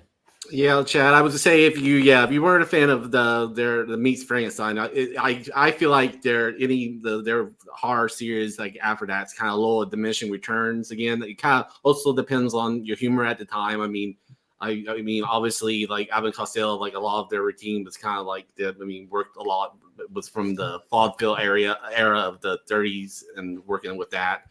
But like I said, and even like Boris Karloff's kind of co-starring as the villains one, he can only do so much. I think it's kind of like it's kind of done in by like high expectations and kind of like the humor of it doesn't really translate that much to the modern times as like a lot I think the Meets Frankenstein does in a way. But Better Watch Out, it was a very nice surprise. It's definitely one of the movies that you need to go in knowing very little about, and because there's a lot of the twists that happen throughout that movie. So I'll go with Better Watch Out. Yeah, sounds good. Abby, what do you say? I've only seen Better Watch Out. I haven't seen any of the older, Universal movies, whatever. Better Watch Out though. It's such it infuriated me when I watched it. So I think it's a good movie, but I'll still pick it because it's the only one I've seen, but it's like a reluctant vote. Yeah, sure. No worries. Eric, what do you say? Yeah, Better Watch Out was the other movie I saw before this one. After it has cost me a couple trivia matches, I finally saw it, and I was pleasantly surprised. I had an idea of what to expect, but I actually didn't know anything after the twist. I'll be the dick and spoil it. I knew the kid was a prick, even before the twist. He just gave me the most awful vibes, and this kid can be good. And then after I was vindicated, he's a prick. It's one of those. I don't mind being frustrated in a movie. I wish he had suffered a bit more, like everyone watching the movie. But I liked it a lot. I didn't give it the full 4.5 score because I think it chickened out at the end. Either I don't know. It's a long discussion. I'll go Better Watch Out. Well, Eric, I think you know a thing or two about pricks, right? Yeah. No, but it'll be Better Watch Out. I've got Let Me In up against Shutter. Okay. I'm kind of tempted to just move over Let Me In, but we do that. Shutter is the original and not the remake with Joshua Jackson. Oh, okay. Yeah. Now I'm seeing it now. Okay. So maybe that one's better. I think it's the original. It looks like different. Yeah. Yeah, I'll double check the year that Jordan had put in the on the list. Yeah, I can't remember if it was the newer one or the older one. I've never seen this. Looks to me, 2004. That's the original Shutter. Okay. Yeah. So, I've never seen that one, but I have seen Let Me In, and that's the original too, right? Let Me In. Or no, the right one. Yeah. The remake. Okay. No, the right one was the original, and Let Me In was the remake. Okay, but even so, with the remake, I actually did like Let Me In. I thought that Chloe Grace Moretz, she gave a pretty good performance. If you look up her filmography, she likes to do a lot of horror remake. I think she's done 3 or 4 of them, something like that. And Carrie and some other ones. But it's still good. I love the original one. I think it's nearly a masterpiece, but this one's still pretty great. And so I'll go with Let Me In. I haven't seen the original Shutter, so yeah. But Chad, what do you say? I haven't seen any of the Shutters. I'll vote Let Me In because I think it is one of the rare cases where Let the Right One In is one of the all-time movies, and then Let Me In is the American remake, but it happens to have been made by Matt Reeves. So, what are you going to do? It's also pretty great. So yeah, I'll go Let Me In. Yeah, sounds good. Shannon, what do you say? Yeah, it's interesting. We were talking about like doing American remakes of like that with these and definitely one's better. I mean but we're not talking about the remake for Shutter. But like Let Me In again. I think I need to rewatch it. I thought I was very impressed by the Matt Reeves direction, and it definitely. I mean, it does. I mean, it does its way of like kind of differentiate itself from the original, so you don't feel like it's a straight carbon copy of it, which helps a lot. The original Shutter, I mean, like it's fine. I mean, I think there's several other like more Japanese horror movies that that from that time that are better than that. So I will go with Let Me In. Yeah. Abby, what do you say? Yeah, so I'm gonna go with Let Me In. I have seen the original, which I liked a lot. And I do like the remake too. It's been years since I've seen it, but I remember liking it. And I've only seen the American remake of Shutter, which was just it was a fine early 2000s movie. But I'll still go with Let Me In. Yeah. Eric, what do you say? Yeah, Spray Wyatt used to say, "Let me in." Yeah, sounds good. And Malcolm, what do you say? Yeah, I haven't seen the original Shutter, so let me in. Yeah, all right. Well, let me in. 30 Days of Night up against the original Alien. Okay, this could maybe be interesting. Yeah, it'll be Chad first. What do you say? I mean, okay. It's gonna be Alien, of course. I mean, that's the. Can you? Okay, it's a classic, all-timer movie that I adore. I think it's kind of a perfect movie. It's a perfect slasher, one of the greatest like final girls of all time, with Ripley. That she actually saves the cat, which is a lot of horror movies after that will not do that, and it pisses me off every single time. So Alien I always champion because of that as well. 30 Days of Night I actually kind of really like now because I watched it like once and then I had to like deep cut it for it was a match against Abby, actually, I think. Yes, it was.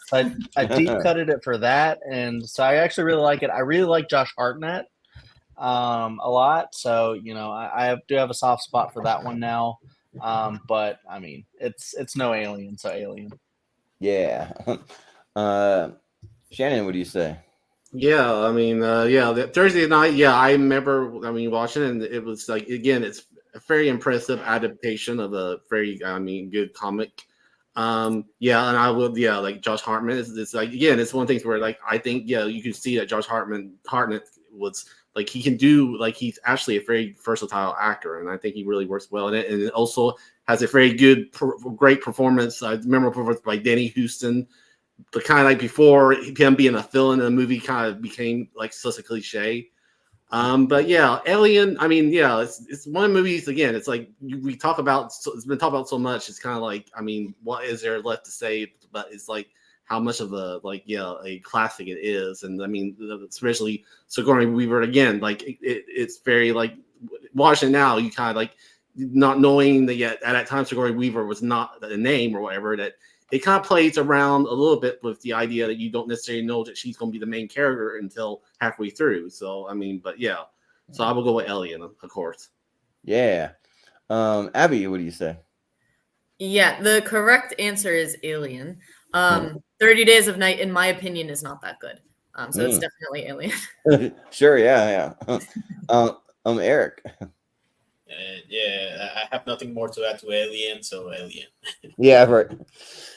Malcolm. 30 Days of Night was filmed in New Zealand, but that being said, I'm voting Alien.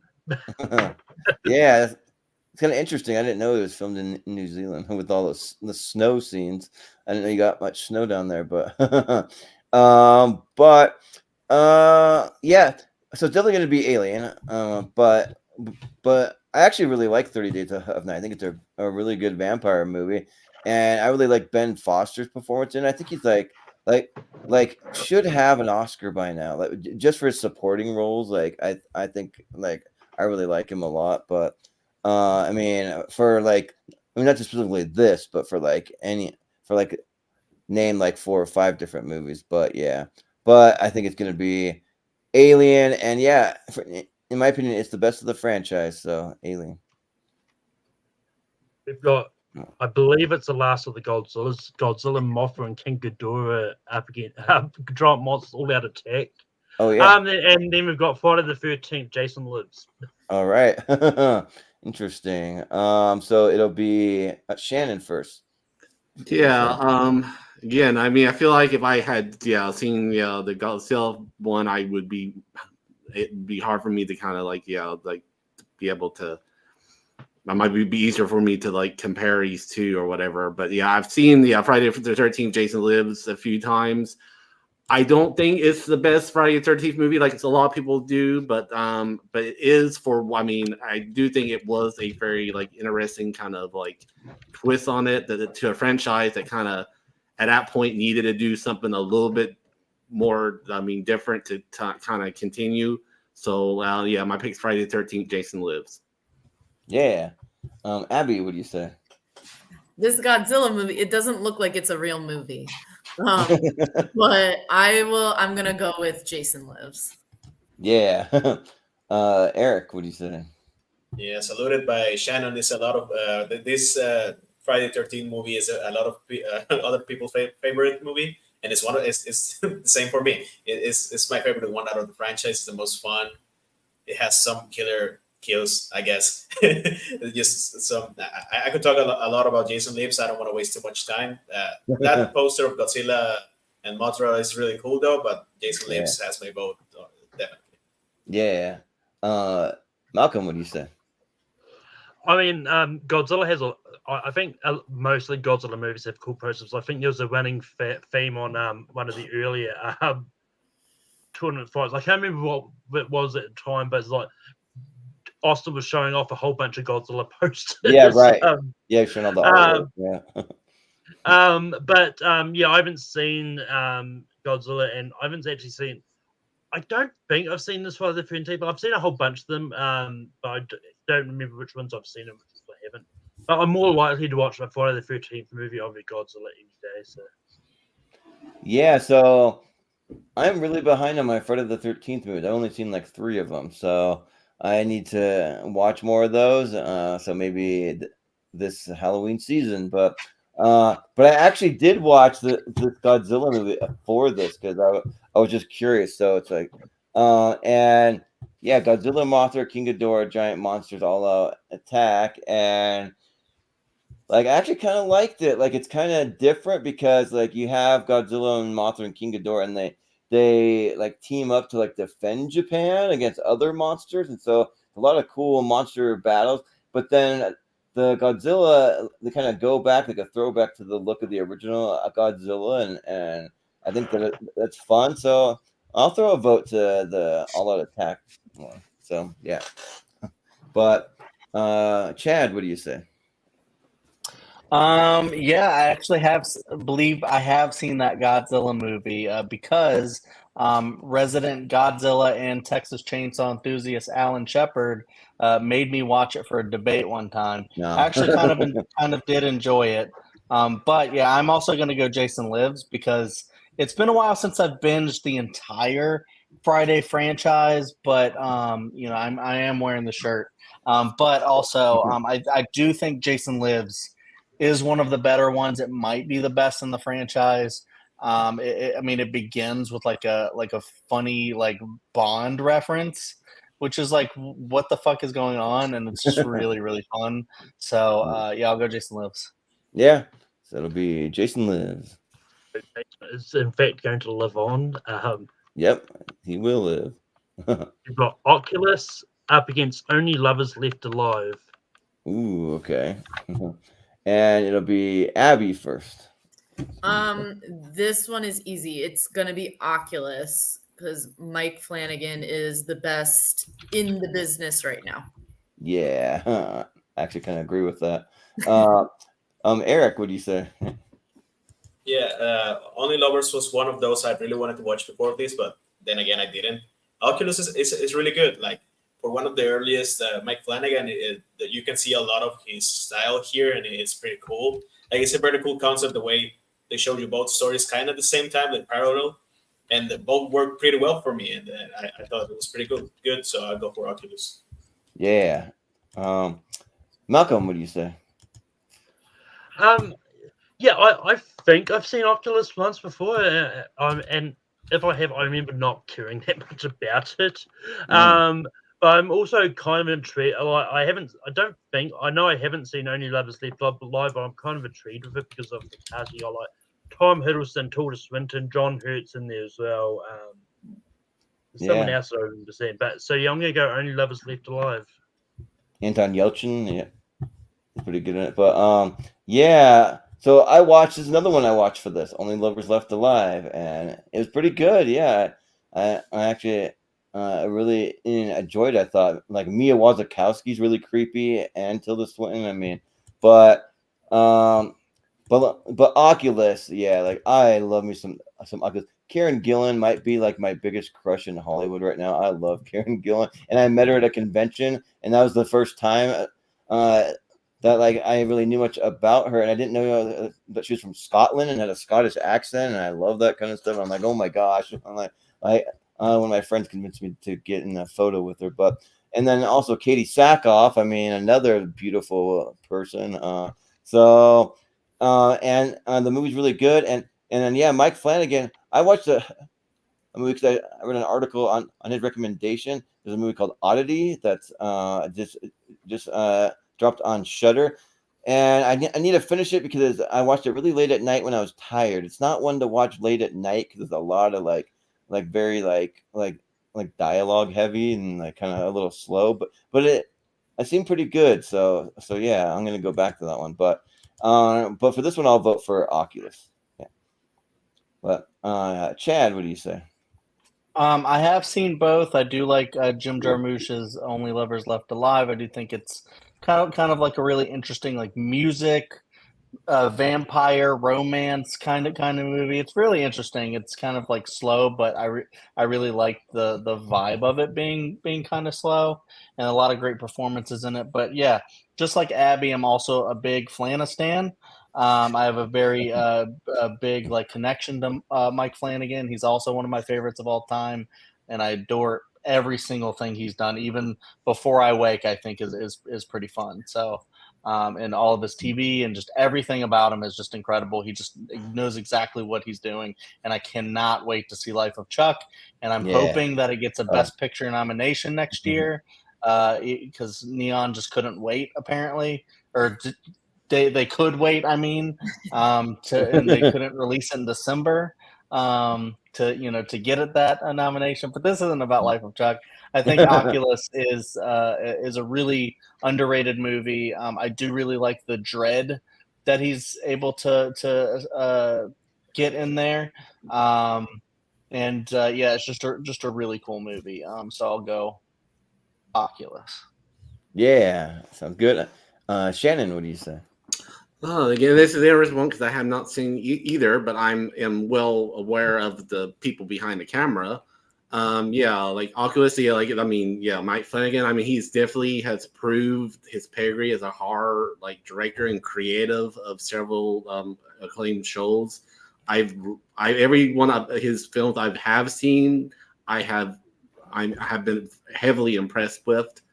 James Jarmusch, it's I can only go by his other horror related film, The Dead Don't Die, and it's a movie that I don't love, even though I know there's a certain contention that that kind of get things to the point of it being kind of like anti kind of zombie movie, or like I don't know, it just that movie just still doesn't work for me.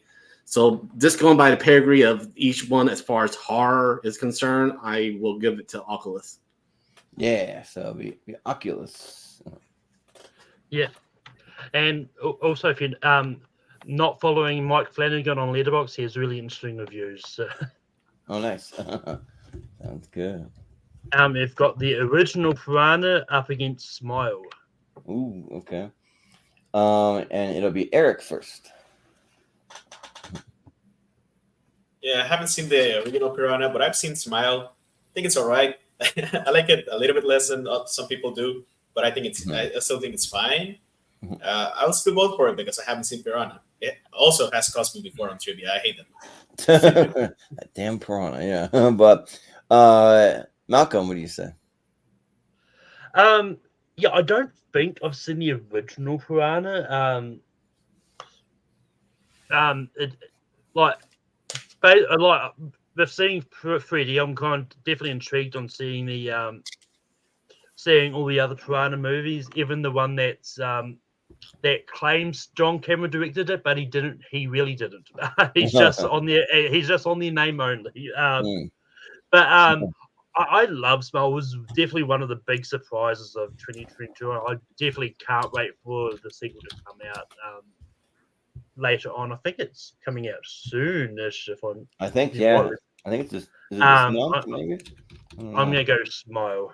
Yeah. Yeah, so Piranha, the first one was another one I watched for this, and yeah, it's really good. It's like a kind of a campy Jaws, like sort of in some ways, but and yeah, I thought that it was fun. But Smile, I'm a huge fan of. If I was on my stream, I have a funny Sosie Bacon clip to play, which you appeared on a podcast and did some like promos for this comedian, but another time because I'm on Austin, we kind of bounce back and forth, but between our stream yards, but yeah, I thought it was really creepy, and I'm really looking forward to the sequel. I think it'll be fun, so I'll go with Smile. Yeah, but Chad, what do you say? I've never seen Piranha, but I kind of want to because I do like Joe Dante. But I am gonna say Smile because I do really like that one. I'm also very excited for the sequel, and I really like Kevin Bacon's daughter in it. I think she's actually pretty incredible. I also hate the cat part in this. It's like my least favorite thing ever, and it kind of makes me not want to rewatch it sometimes. But I do really like it. I know some people have issues with the end of Smile, but I found that I like the ending of that as well. But I think it's just really cool because it was one of those where you saw the trailers and you were like, that's going to be really dumb and just kind of a gimmick. And I think it like rose above that pretty handily. And it was just very scary and stuff. So I'll go Smile. Yeah, I think Chad might be a little bit of a cat guy. I mean, just a tad, but I have 6 of them. Yeah, nice. But Shannon, what do you say? Yeah, I mean, yeah, Piranha. I actually, yeah, it's a very fun movie. Like I said, yeah, it's kind of like again, don't go expecting Jaws. I guess they kind of go expecting kind of a satire, whereas like Joel Dante's very good at like kind of putting a satirical bent into his films, and I think it works very well. And again, like it was a Roger Corman production, which I mean, like I don't know how many we'll see on this list, but I mean, again, he was very like. As far as like the B movie exploitation kind of era of that, he was kind of like a good, big pioneer with that. Smile is a movie that I liked overall, but then I'm one of the people that didn't. As far as the last act, I think it has a very muddled kind of idea of mental illness, which I don't think just doesn't sit right with me at the end of it. I know some people, I've seen arguments that have kind of show it's more pro about mental illness than what I like, and some where it's kind of like saying the kind of disagreements about it. But I mean, but again, I feel like out of the movies that the horror movies came out area, it's not my favorite by any means. So I will go with Piranha. Yeah, sounds good. And Abby, what do you say? I'm gonna go with Smile just because I think it's the creepier between the two movies. I haven't seen Piranha all the way through. I started it and then saw little bits in the middle. But I'm gonna go with Smile.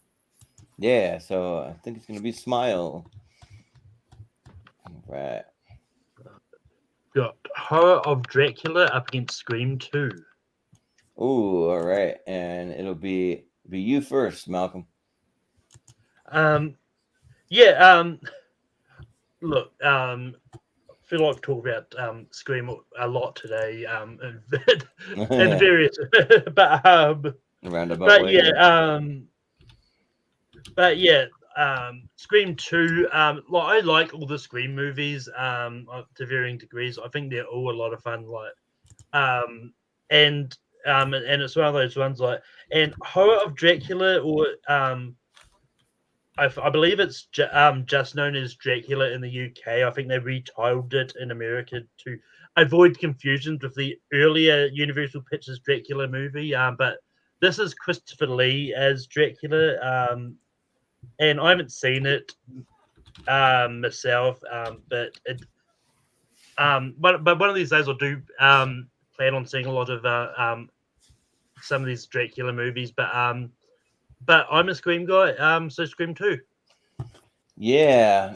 So never seen Horror of Dracula, but it sounds pretty interesting. I love Christopher Lee. I think he's phenomenal. So, and then it also looks like Peter Cushing's in it. So, but yeah, so I'll definitely check it out at some point. But, yeah, Scream 2. I'm a huge Scream fan. Like I've met most of the cast because they do a lot of conventions and stuff. So I met like Nev Campbell, David Arquette, Skeet Ulrich, Matthew Lillard, Rose McGowan, Jimmy Kennedy, all of them. And when I met him, I never got pictures with him until this last convention. I did get a picture with Matthew Lillard, so I do have that. But this is Scream 2, and Scream 2, like I'm actually of the mindset like I kind of like it just as good as the original, like just as much. I have a lot of fun with it, and like I just think that the franchise is just so awesome because it gets so meta, and like I don't know, just the dialogue, it's just really well written, and I have a lot of fun with it. So I'm gonna vote for Scream 2. Yeah, but Chad, what do you say? I'm something of a Scream fan myself. Yeah, I'm very jealous of Jordan because I haven't met any of them, but I would love to one day. However, I think Scream 2 is one of the greatest like horror sequels ever. The original Scream got me into horror, so yeah, I wouldn't like it if it wasn't for that. And Scream 2 just rules. I'm on the same wavelength as you, Jordan. I think you know, I don't know if I would go as far as to say it's better than the original, but I do think it is up there and maybe tied. But I have said it is better than the original before, and I'm not sure. They're just both so good. I know. But yeah, I have also seen Horror of Dracula. I think it might be the only Hammer movie I've seen actually, which is sad. I have a whole collection and I need to get to them. That might be wrong, but I remember it being pretty good. But Scream 2 is one of my favorite movies ever. So Scream 2. Yeah. Shannon, what do you say? I Scream 2 again for a sequel that was like you go coming off Scream, which is like such a groundbreaking film, and also I think it was like it came out like about a year or less than a year like after that one, and stuff that to come out as well as it did with them parameters and stuff like that. I think it's very commendable. I do feel like there's parts of it that feel like it was rewritten, which we find out behind the scenes again. Certain endings of it had to be rewritten because certain parts of it got leaked on the internet. And I kind of feel like the ending kind of feels that way because it's certain like kind of logic holes stuff. It kind of before I get filled up. But Horror Dracula, it's again, I would say it's probably if you're starting out with Hammer Horror, it's a pretty good place to start. Again, it's like the introduction to Christopher Lee and Peter Cushing. If you're not familiar with Peter Cushing, like outside of like the original Star Wars, like it's like his Van Helsing is like probably one of the best of performances of that character of all time, and I think Christopher Lee is a very like memorable Dracula as well. And I think so like out of them two, I will give the edge to Horror Dracula. Yeah, sounds good. Abby, what do you say? I love Scream 2. I love the Scream franchise. I don't think there's many movies on this list that would beat Scream 2, so that's what I'm gonna go with. Yeah, might be a heavy favorite here. So, but Eric, what do you say? Yeah, it's only fitting that I get to head out after Scream 2 comes up. Like, I was waiting for this one to come. Like, yeah, Yeah. like I really need to see Horror of Dracula. The Christopher Lee is one of my favorite actors, like ever, I guess. But I still haven't seen his Dracula, so I guess I'm a hypocrite in that way. but Scream Oh, 2 is just great. Like, I agree with Shannon in the sense that it feels rewritten, but a lot of the sequences, especially the suspense and the chase and all that, are somehow even like I will put them against the iconic sequence in the first one, like any day. Like, I think they are just as great. So yeah, I'll see you all later. Scream 2 better make it far and let me know whatever wins. If I haven't seen it, I will watch it, but I'll see you all later. Yeah. We'll let you know, but thanks. I don't know if you want to plug anything real quick, if you got to just jump off, but you're welcome to. Check out whatever Shad is doing. I'm probably there as well. All right. I'll see you later. Sounds good. Yeah, we'll see you. Thanks, Eric. So now for everything after this, anytime it's Scream 2 comes up, there's an extra vote from Eric. Remember that. Yeah, right. But anyway, we've got Razorback up against the original Omen. oh man, I tried to give Richie Goodacre on there for some Australian love on Razorback, but he was unavailable. But it'll be me first, and yeah, I've never seen Razorback. I just know that it's like an animal attack movie from Australia, but the Omen, the original Omen's great. Like, it's phenomenal, and I've actually for the most part avoided most of like the more like modern version of the Omen. I saw the one with what's her name from the Born Identity series. Julia Stiles. Yeah, Julia Stiles. And that was all right, but the original Omen's really, really good. So I'll go with the Omen. Chad, what do you say? In Buffy the Vampire Slayer, the Sunnydale High School, their mascot is the Razorbacks. Oh, nice. But I haven't seen Razorback, so I'm going to go the Omen. Also, because it's my wife's one of my wife's favorite horror movies, and I think it is pretty iconic. So the Omen. Yeah. Shannon, what do you say? Yeah, I feel bad because I like a lot of exploitation type films of that time, and I'm surprised I haven't got around to seeing Razorback yet. Because what I've heard of it is a very very underrated entry into like the animal attack genre.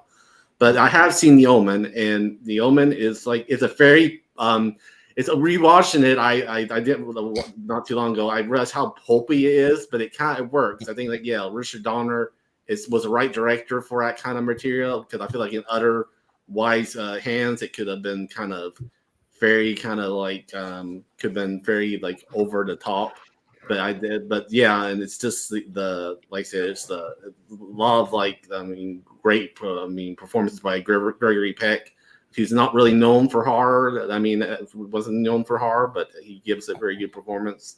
And and David Warner has a very memorable death. Like, I think that's probably one of the most WTF surprise deaths of in the horror film at that time. So I will go with The Omen. Yeah. Abby, what do you say? It's definitely the Omen. I haven't even heard of Razorback, but it sounds interesting. Yeah, it's definitely the Omen. Yeah, I think it's very what do you want to say? Kind of under the radar kind of movie for Razorback. If we had Richie on here, he'd be pushing it. But Malcolm, what do you say? Razorback, I think, actually recently got a 4K re-release as well. Nice. I think I vaguely remember that happening. Because I know if I wasn't here, he probably would be able to talk about that a lot as well. Because I know he's seen it. I think he actually owns everything he said. But yeah, I don't know much about Razorback. I haven't seen it. I've seen the first Omen. I love it. So the Omen. Yeah, so it'll be the Omen. Right, I think we just got it. Vampire Hunter D up against Quarantine. It's kind of interesting because this is one of the ones. Chris Scott had Vampire Hunter D on his a top 64, so apparently he really likes it. But this is another one of those. I mean, we can probably make this quick. Has anyone here seen the anime Vampire Hunted? Yeah, it's an anime. Oh, okay. Now, would you vote for it over Quarantine? Absolutely. Yeah, Because nice. everything I've seen about Quarantine is it's an inferior remake to the original Wreck. So I mean, it's whereas Vampire D, it's like, again, like if you're, I mean, yeah, a lot of people may not be well versed in anime. I mean, I'm not like a super expert of it, but it actually was one of the first like anime movies I watched because it was like horror related. And I was interested in watching it, and it's like, I mean, for a movie that came out like in the 80s, anime fair is very like, yeah, surprisingly gory and like very like, I mean, very visually like interesting. So I would go with Vampire Hunter D over Quarantine. Yeah, well, Shannon sold me. I say give it to the anime.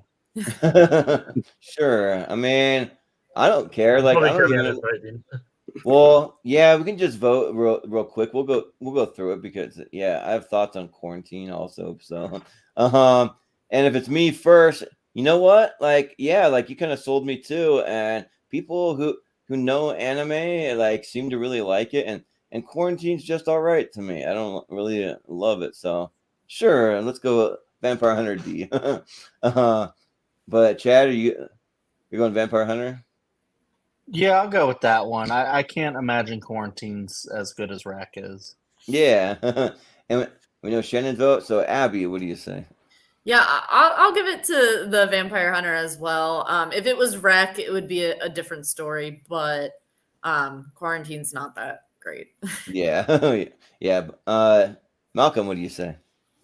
I'm intrigued by Quarantine, but you know what? Just for Chris Scott, Vampire Hunter D. Yeah, let's do it. Sure. Vampire Hunter D. Got the girl with all the gifts up against the final girls. Oh, 2 girl movies. Okay. And it'll be Chad first. It's actually kind of tough. I like both of these a lot. Damn. I think I ultimately liked the story of the girl with all the gifts more and thought it was like pretty cool. But the final girls definitely has like a really, really cool story as well. And it's really funny, how they get like stuck inside of the movie. And I think that's a really cool concept. And I think the execution was really cool too. Yeah, I think The Girl with All the Gifts is probably the better movie, so I'll go with that one. Yeah. Shannon, what do you say? Yeah, this is an interesting one because I'm a big zombie like genre fan, and again, The Girl with All Gifts is kind of like, again, has slipped my radar. Everything I've heard about it's again, I'm always a sucker for an interesting take on the zombie genre because it's always a genre that's like tries to reinvent itself in different ways, and whereas I've seen The Final Girls and I like it, I feel like there's very good performances. I think like Melon Ackerman gives a fantastic performance. Whereas I think what hampers it for me is I have a bit of an Adam Devine allergy, and unfortunately, I mean he can be, I guess, like he can be a kind of presence that can hurt a film to me in certain ways if he's in it, and it kind of does, like his parts, like I mean like that, but I mean it's kind of hard. I'm going to go with Chadwick's kind of reasoning too, because I think The Girl with All the Gifts sounds like it's technically a better movie than The Final Girls, so I will go with that one. Yeah, sounds good. Abby, what do you say? Yeah, so I kind of am on the same wavelength as them. I haven't seen The Girl with All the Gifts, but I have seen Final Girls. And Final Girls, I'm just kind of lukewarm on. I do think it's over the top and kind of overrated it in a little bit. So it sounds like The Girl with All the Gifts is probably the better movie. Yeah. Malcolm, what do you say? I haven't seen either of these. The Girl with All the Gifts, I just looked it up. It's directed by the person that directed the recent home movie that came out this year, Bagman. Okay. So, it's the same director that did that, and Glenn Close is in Girl for All the Gifts as well. I I'm probably more intrigued to see the Final Girls. Honestly, both sounds interesting, but I'm probably going to go to the Final Girls. Yeah. So I haven't seen the girl with all the gifts, so that's a blind spot for me. But I've seen the Final Girls, and I actually have a lot of fun with it. Like I actually really dig it.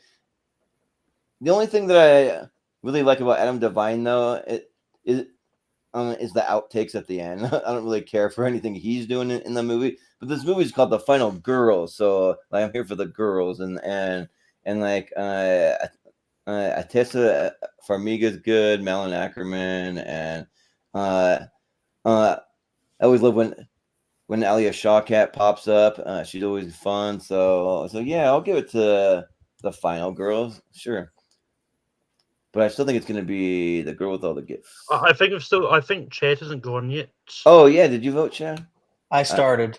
Yeah, that's right. Okay, and you voted girl with all the gifts, right? Yes. Okay, yeah. So Gonna be girl with all the gifts. Yeah, that's what I thought. We've got Unsane up against Train to Busan. Okay. And it will be Shannon first.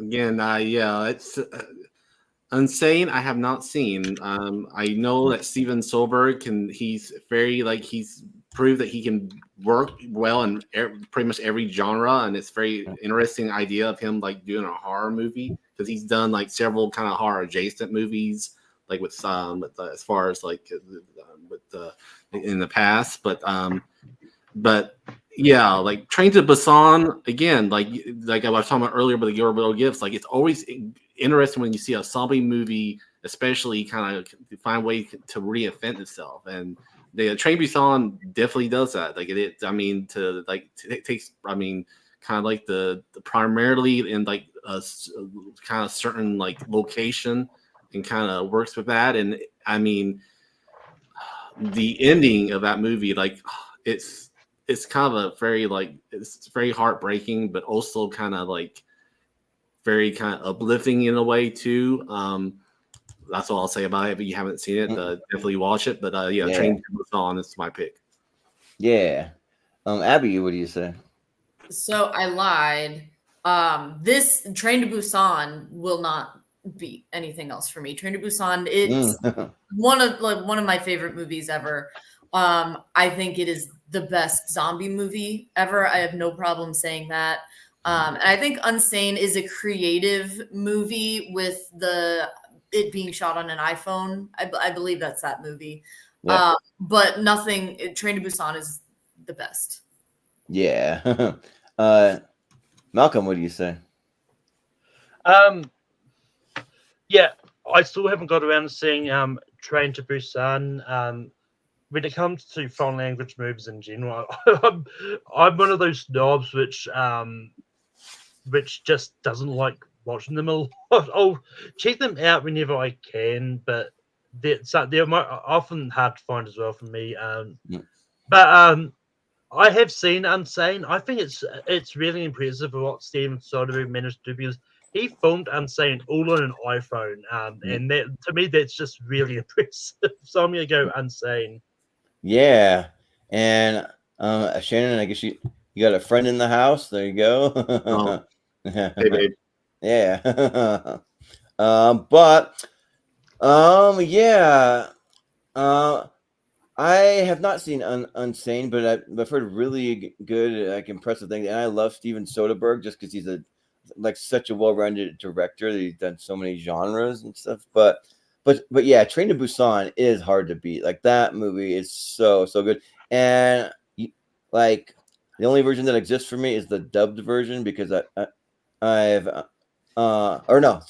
the subtitles version with the subtitles, not the dub version, because that one's not as good, and it ruins the whole ending. And just the one where you have to read, watch that one, because it's way better. You get the emotional cues, and it just like just took a lot out of me when you have the voiceovers and all that. So yeah, so I'm gonna go with Train to Busan.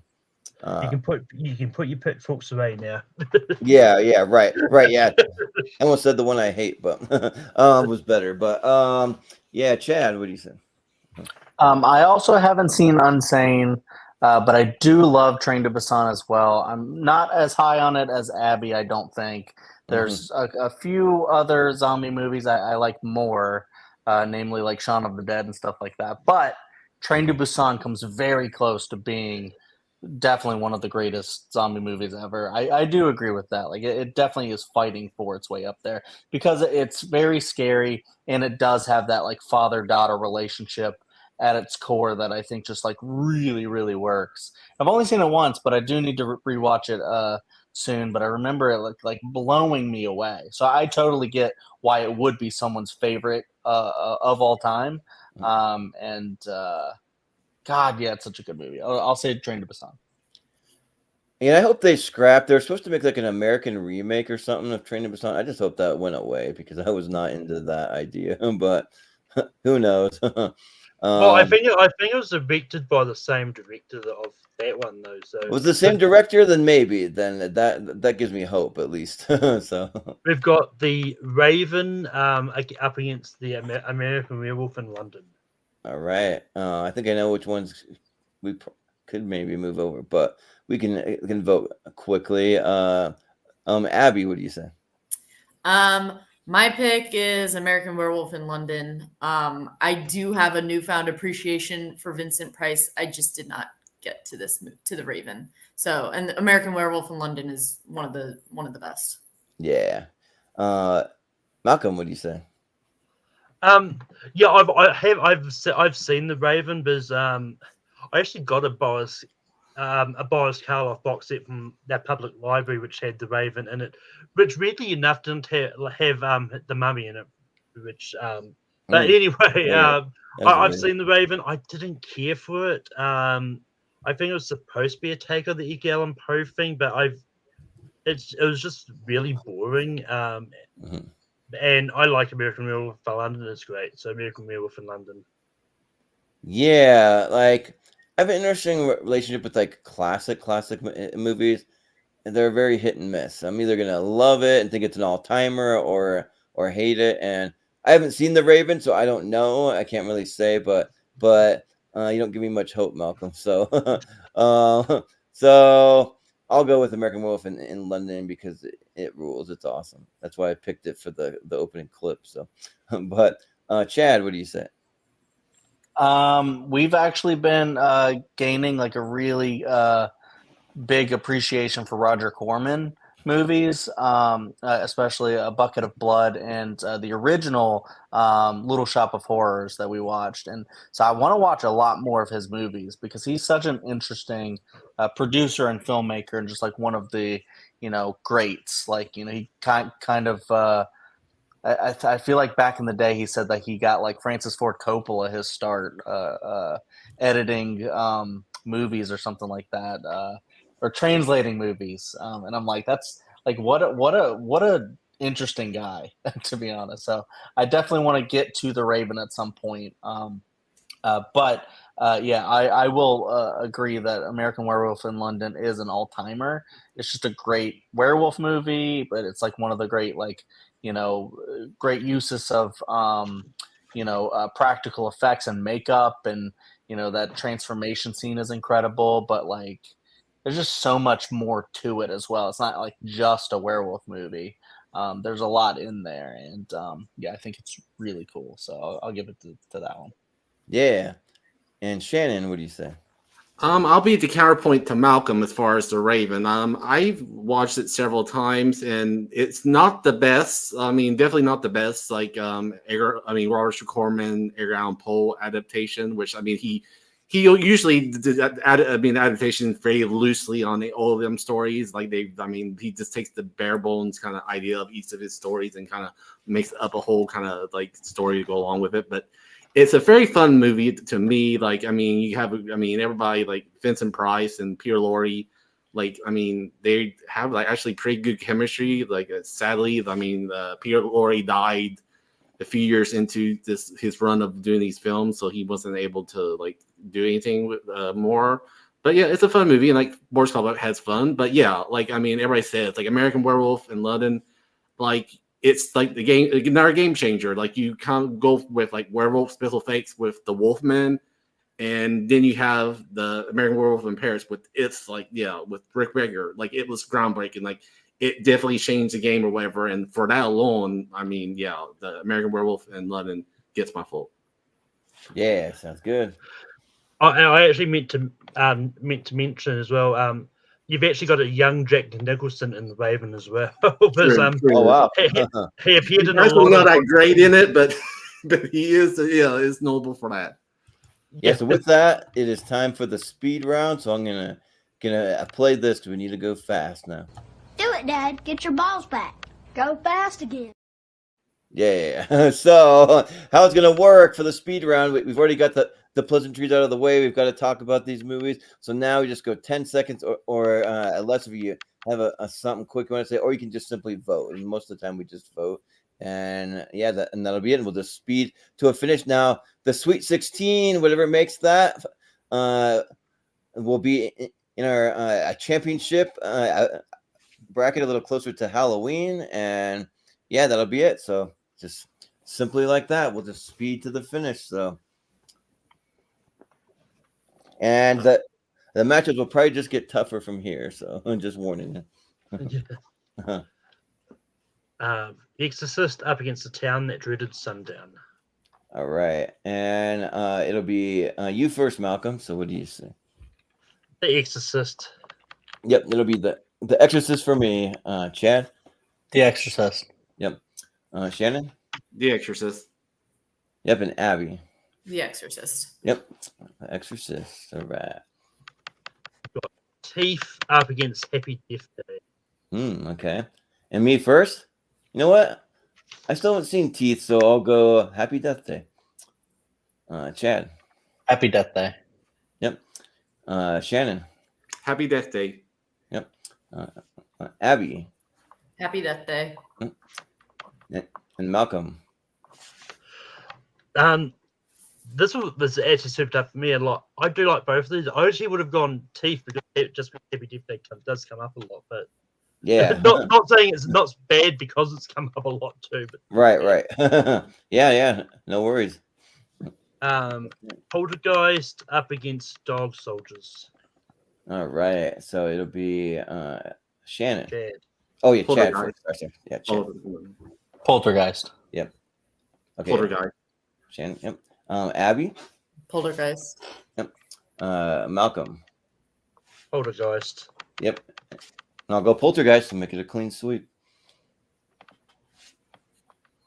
I will say the good thing about doing this like the horror brackets this way is we've got a whole bunch of movies that don't come up a lot either. So, yeah, right. We've had some first timers that have never even been on tournament fights before. So Ready or Not up against Blade 2. This time it'll be Shannon first. Ready or Not. Yeah. Abby. Ready or Not. Yep. Malcolm. Blade 2. I'll go Ready or Not. I haven't seen Blade 2 yet. Chad. Ready or Not. Yep. All right. So Ready or Not.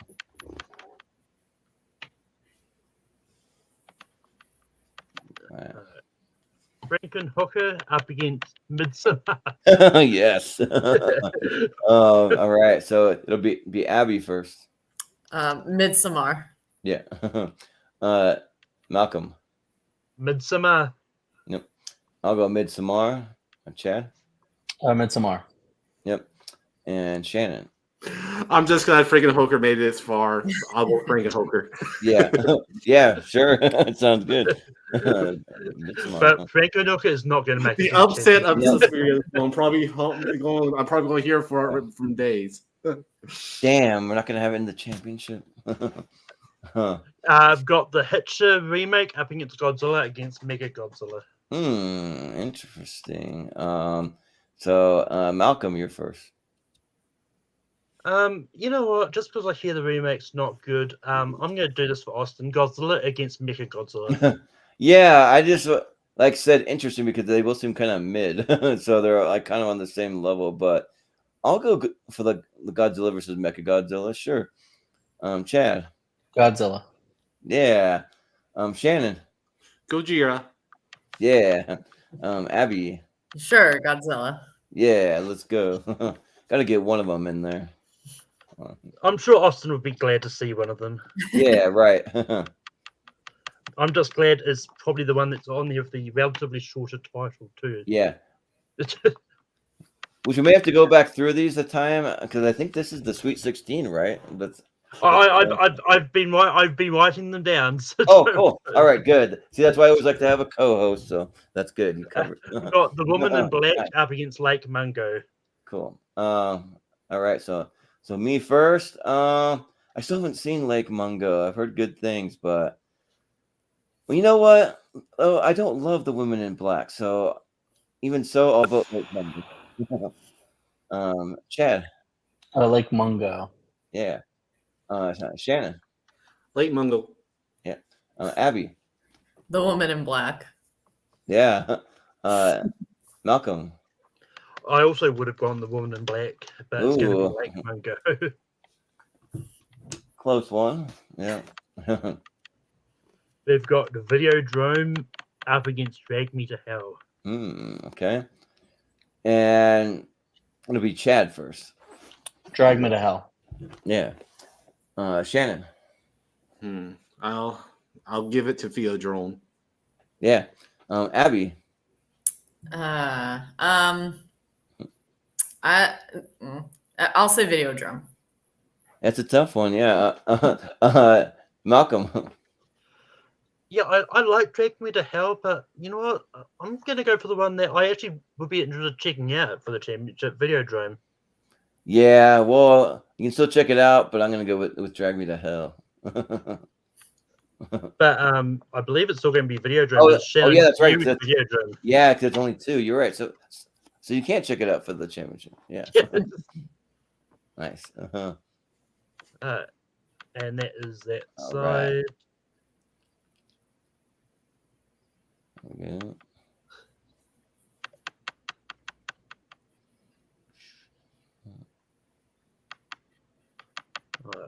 Got Monster Squad up against the original Texas Chainsaw Massacre.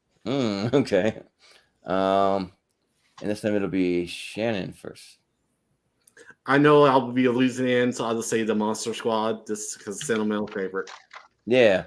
Abby. Texas Chainsaw. Yep. Malcolm. This is going to be interesting because I haven't seen the original Texas Chainsaw Massacre. I'm going to vote Monster Squad. Oh, and I think I know where it's going because I don't like the original Texas. So. Oh no! Oh my gosh! Oh my gosh!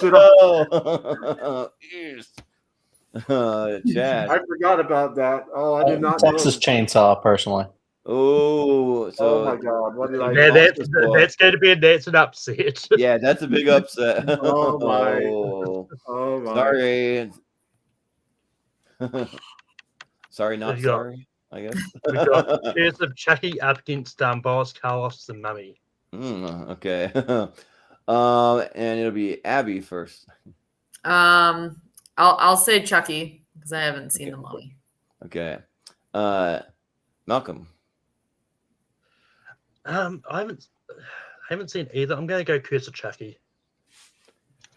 I haven't seen Curse of Chucky, but I don't know. The Mummy's not like my favorite of the Universal monsters, so I'll go Chucky. Actually, yeah. Chad. Chucky. Yep. Shannon. Yeah, Curse of Chucky. Yep. So it'll be the Curse of Chucky.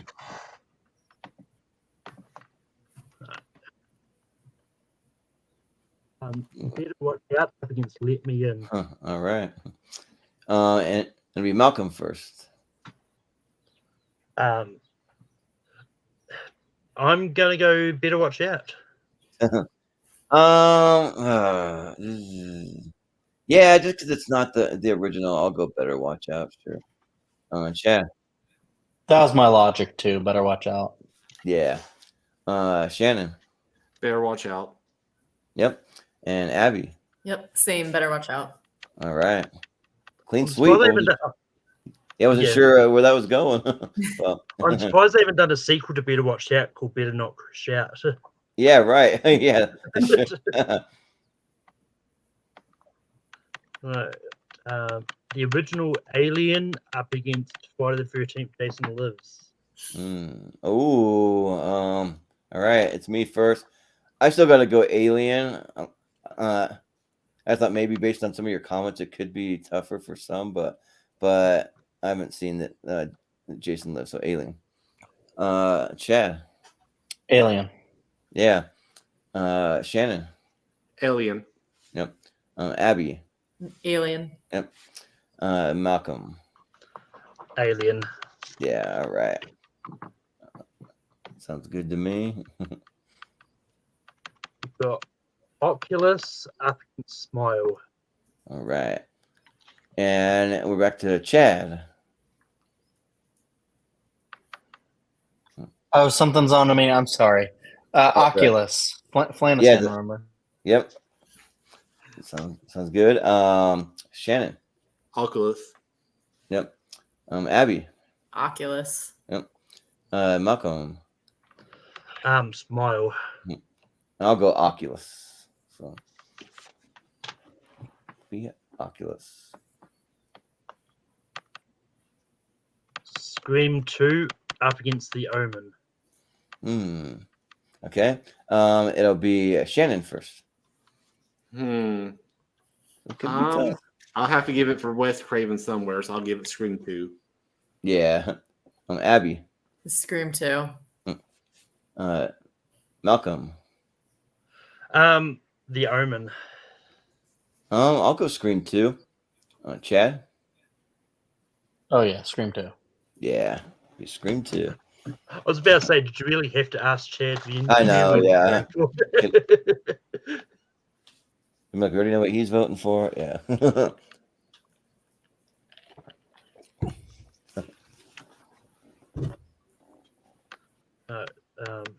Vampire Hunter D up against The Girl with the Gifts. Oh, okay. Abby, you're first. I'll do The Girl with All the Gifts. Yeah. Malcolm. I'm gonna go The Girl for the Gifts. Funny enough, I haven't seen The Girl with All the Gifts, so I'm just curious where this is gonna go. I'll go Vampire Hunter D.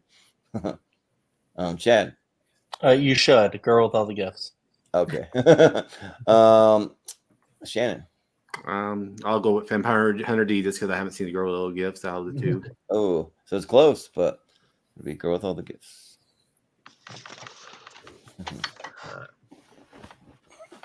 And I think this is going to be the last one, but Train to Busan up against American Werewolf in London. Okay. It'll be you first, Malcolm. Haven't seen Train to Busan, American Werewolf in London. Yeah. I'll go Train to Busan, but it is pretty close here. Chad. Yeah, Train to Busan. Shannon. I think a lot of hard people's gonna be crying. I'm gonna go with Train to Busan. Yep. Abby. Train to Busan. Yep. I actually think that's kind of a low key upset because I mean a lot of people would think American Werewolf in London would go far. I know, yeah. That is. Yeah, I think it's one of those ones. I think with that one, I think that people might be more understanding because people do like Train to Busan as well. Well, Brian, I think we still have one Godzilla movie, if I remember right. I think. Yeah. No, yeah. I mean, it's going to be in the championship anyway. So even yeah. Yeah. So as of right now, we have the movies that are going to the championship. These ones are locked in. So now it's just a matter of just seeing what some of the favorites are and our favorite of tonight's bracket. So we'll see what we got. Got The Exorcist up against Happy Death Day. All right, and it's me first. You know what? Like, I really like them both, but I'm gonna go Happy Death Day. I really like that movie a lot. Chad. The Exorcist. Yeah. Shannon. It's close, but I'm gonna go with The Exorcist. Yeah. Abby. The Exorcist. Yep. Malcolm. I also would have gone Happy Death Day, but so it's close. All right. I got Poltergeist up against Ready or Not. Mm. All right, and it's back to Chad. What do you say? Oh shit. Yeah, it's getting tough. Ready or Not. Yep. Shannon. My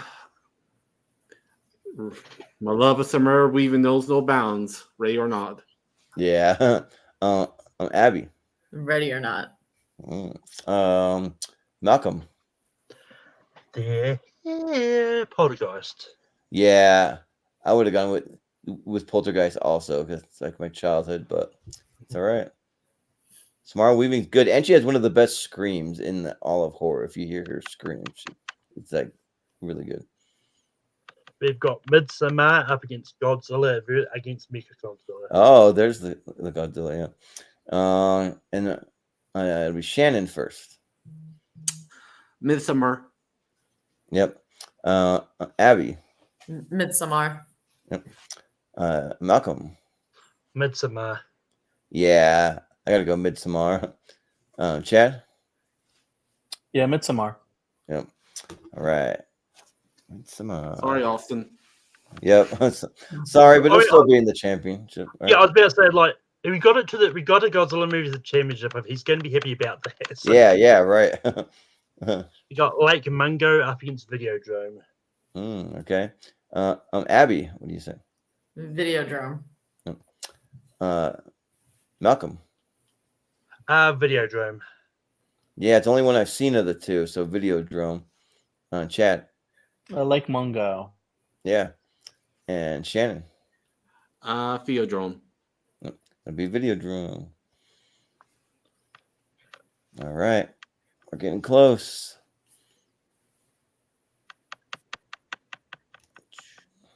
Monster Squad up against Curse of Chucky. All right. And it'll be Malcolm, you're up first. Monster Squad. I'll go with the Curse of Chucky. Chad. For Shannon, Monster Squad. Yeah, there you go. Shannon. The little movie that could, the Monster Squad. Yeah. Abby. I will say the Monster Squad also. Yeah. So the Monster Squad. There we go. We've got Better Watch Out up against Alien. And this one's me first. And yeah, this is a pretty easy Alien. Chad. Alien. Yep. Shannon. Alien. Yep. Abby. Alien. Yep. And Malcolm. I was actually going to go the logic like Aliens in the championship. We see it a lot. I was going to go champion Better Watch Out, but Aliens going to win.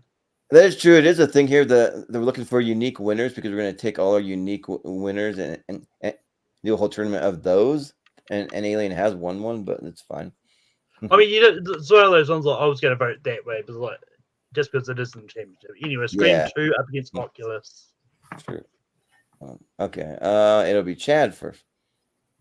I'm a Flanistan, but this is not one of his best ones. I'm a Screamistan too, so I'll go Scream 2, of course. True. Yep. Shannon. Scream 2. Yep. Abby. Yeah, this one is tough, but it is Scream 2. Yeah. Malcolm. Scream 2. Yeah. Sorry, Karen. I know, like, you're my girl, but I got to go Scream 2. So, yep.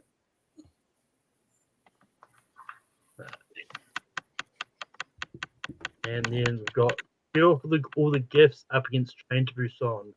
All right. So it'll be Shannon first. Train to Busan. Yep. And Abby? Train to Busan. Yep. Malcolm.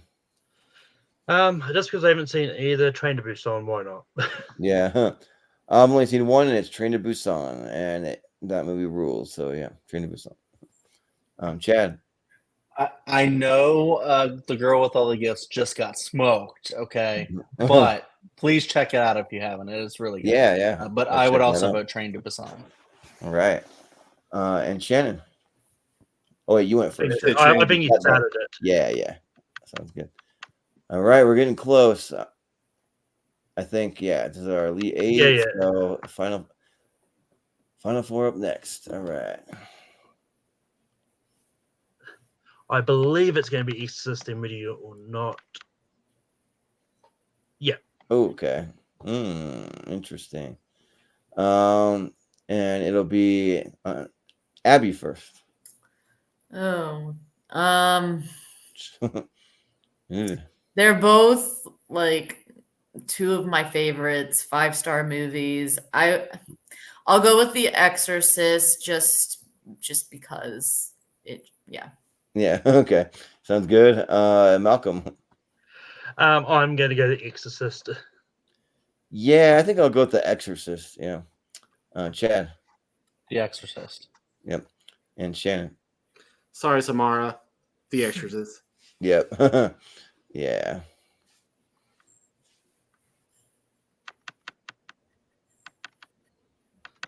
Midsommar up against Videodrome. Okay. And it'll be Malcolm first. Just because I've seen it, Midsommar. Yeah. Just because I like it better, Midsommar. Chad.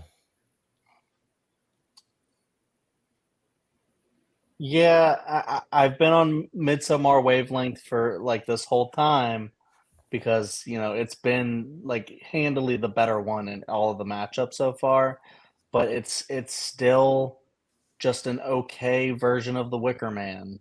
So I'm Okay. gonna give it the Videodrome here. Oh, okay. Shannon. Yeah, I mean, I really appreciate Midsummer, and if it was Hereditary, I would went with that, but it's not, so I'll go with Theodrome. Oh man, we need Eric back for some Midsommar love. Come on. But Abby, what do you say? I would pick Midsommar. Oh, okay, good. Whew. I was nervous for a second. Well, the best thing, I don't think I'm fairly certain, like Abby said earlier, that she loves it. So I didn't Yeah, that is true.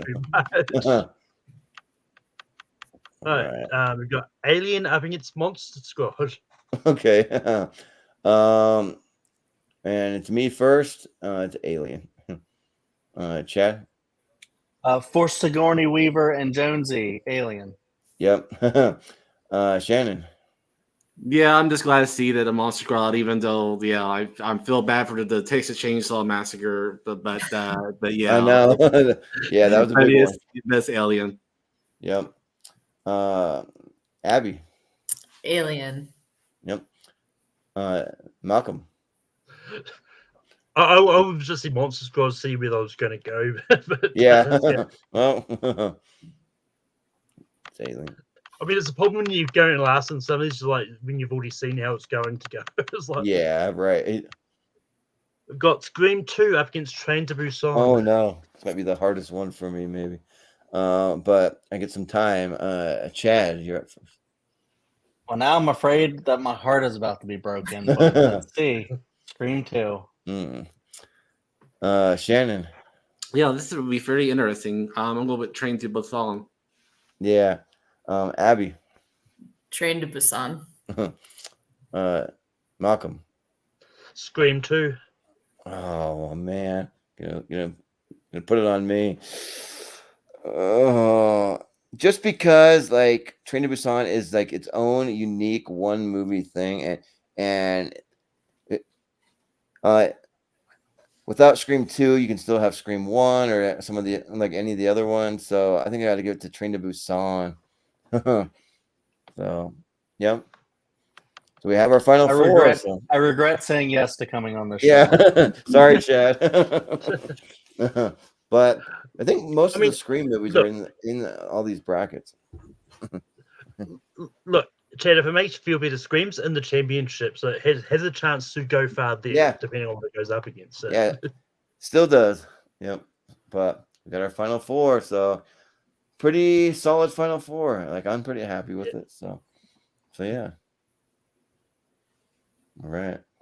We've got The Exorcist up against Midsommar. All right. And this time it'll be Shannon. The Exorcist. Yep. Abby. The Exorcist. Malcolm. This is actually really tough for me, but Mhm. just slightly Midsommar. And I adore Midsommar, so I gotta go Midsommar. Chad. Okay, thank God we have some sane people on this channel. There's not a lot. The Exorcist. Yeah, I just love Florence Pugh's performance, but Shannon. Shannon started. Oh yeah, so then it is The Exorcist. Okay, cool. Look, Chad, Midsommar's in my top 128 movies of all time. The Exorcist isn't. Yeah, same. We've got Alien up against Train to Busan. All right. It'll be Abby first. Train to Busan. Malcolm. Alien. Yeah, oh man, it's tough, but I gotta edge it out to Alien. It's just so good. Chad. Alien. Yep. He's not happy anymore. Shannon. Alien. All right. So it's Alien. They've got a 70s matchup. Well, Exorcist here we go. up against Alien. Battle of the 70s. Yeah, that's true. And it's you first, Malcolm. They're two like all-timers. Yeah, just because I think Alien's won a tournament before, I'm going to go The Exorcist. Yeah, I think it has, but even so, I love Alien. So Alien. Chad. Well, with that Malcolm knowledge, I am thinking. I think they're both like kind of perfect horror movies. Yeah. And yet the Exorcist still really holds up too, just like Alien does. I'll say The Exorcist is slightly scarier for many different reasons. I'll go The Exorcist. Yeah. Shannon.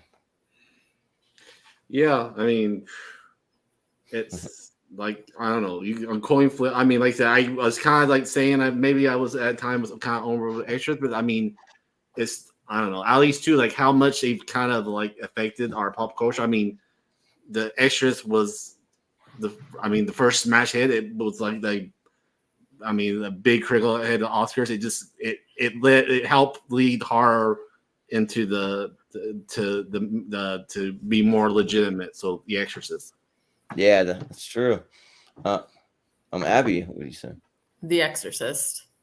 Yep. So it's going to be The Exorcist, and yeah, Jonathan, you came back just in time. So yep, 270s classic, The Exorcist. There we go. It's a winner of our horror mystery series part 1. So yeah, we'll see a good chunk of these movies, 16 of them in the championship on the 25th, and yeah, the Exorcist will be a heavy favorite. So we'll see what happens. So yeah, but that was a fun time, guys. Thanks for jumping on this. Some of you last minute, I appreciate it. And yeah, we'll just go around and we'll do some plugs, and that'll be it for tonight. So we'll start with Chad. Where can we find you? Yeah, I'll just throw out a couple things. Check out Cinema Chad is my YouTube channel, and we do rankings. You Ranking With Me is a big thing that we do. Check that out. Check out the Dill Pickle Movie Network, where I do a show on there called Picture This, and we basically are trying to watch every single Best Picture nominee, ever. The Exorcist is one of them. We've already done that episode, 1973. Yeah, we're about halfway done actually, which is very surreal. Malcolm's been on there a couple of times, and those are some really fun episodes. In fact, the one that he did with us, where we crowned Shakespeare in Love the winner, is our like highest viewed episode apparently, which is insane, which is really cool. And then check out Welcome to Prime Time. It's me, my buddy Hunter, and my wife Carrie, and we just talk a lot of horror. We talk a lot of Buffy, and we also just started our 61 Days of Prime Time last month, and we're about halfway done with it. And there's a lot of really interesting movies that we've covered so far, going from the 30s to the 20s.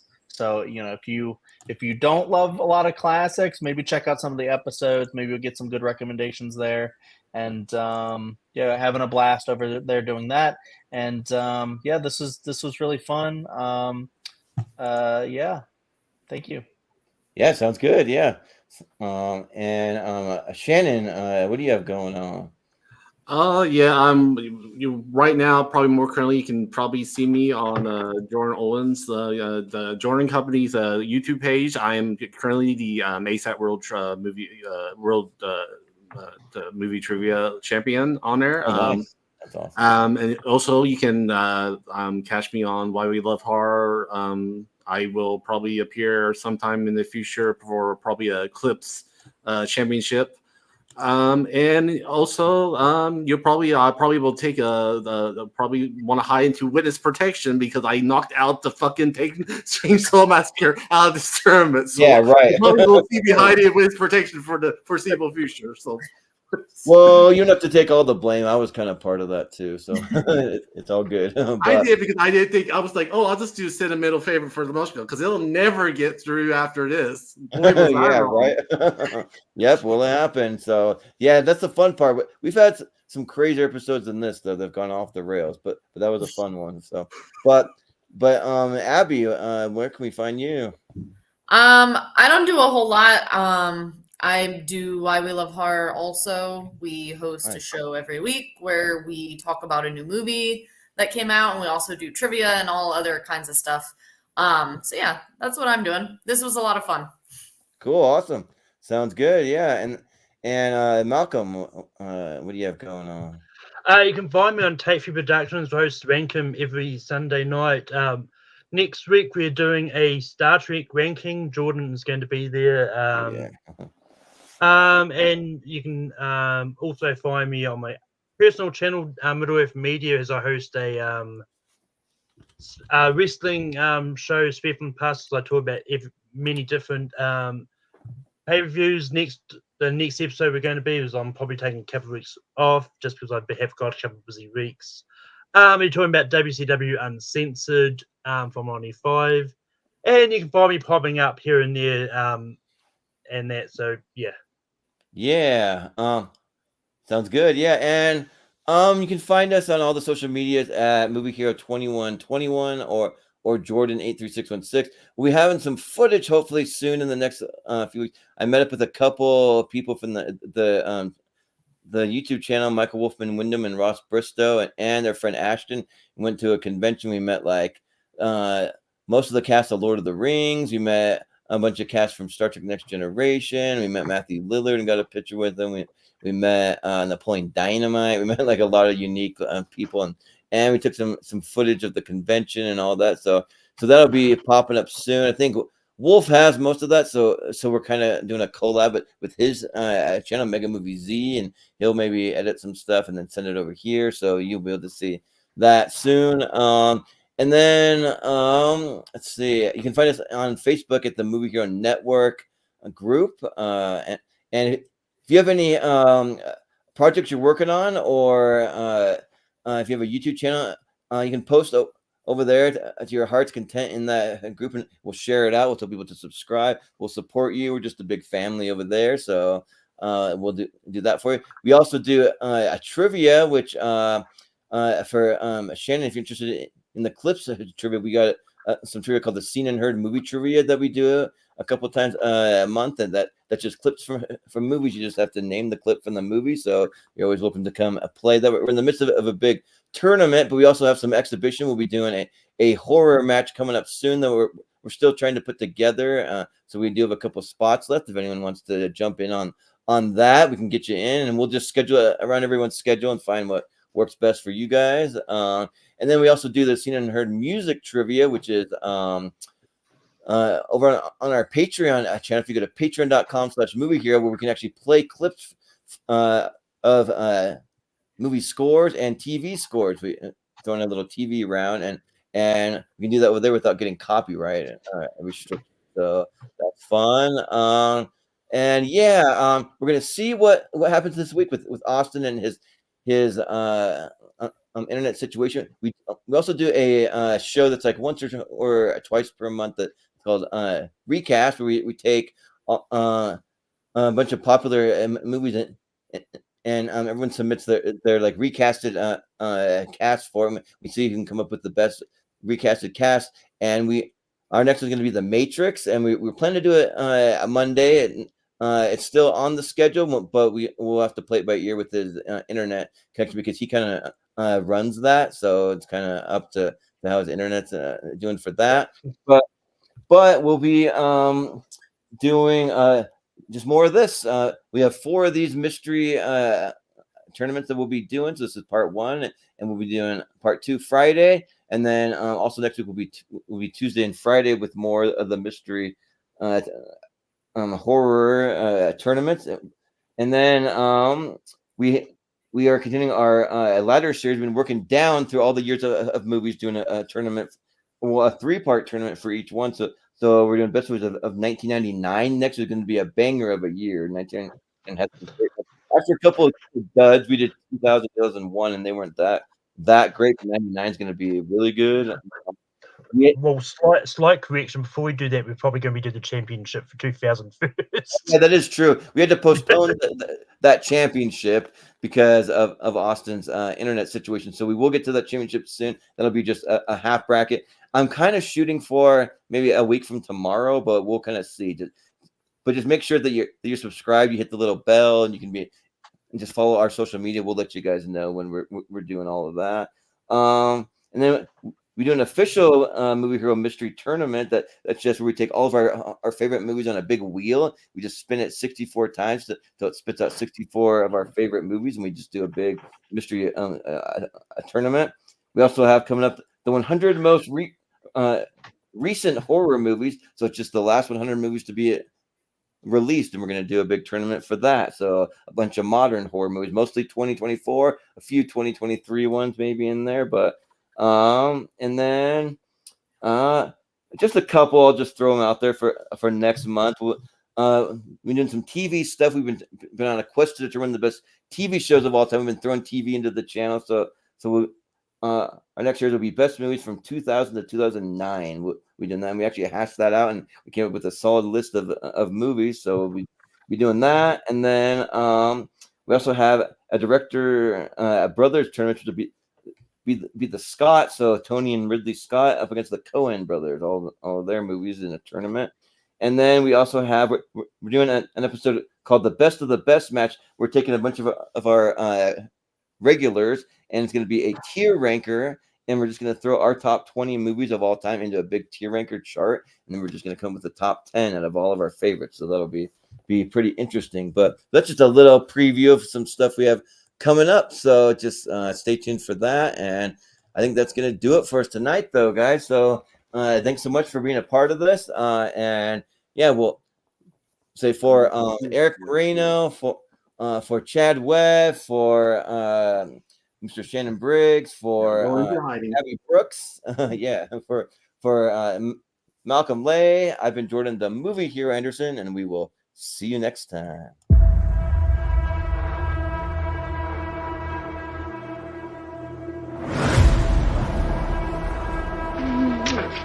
Hey, where'd this come from? I found it. Well, let's both play. You really don't want me to play? Captain Howdy said no. Who's Captain Howdy? You're gonna die up there. I need reassignment. You're the best we've got. I think I've lost my faith. Is there someone inside you? Sometimes. Who is it? I don't know. Is it Captain Howdy? You ever heard of exorcism? How do you go about getting an exorcism? I beg your pardon? I'm Damien Karras. I'd like to help you. Where's Reagan? In here with us.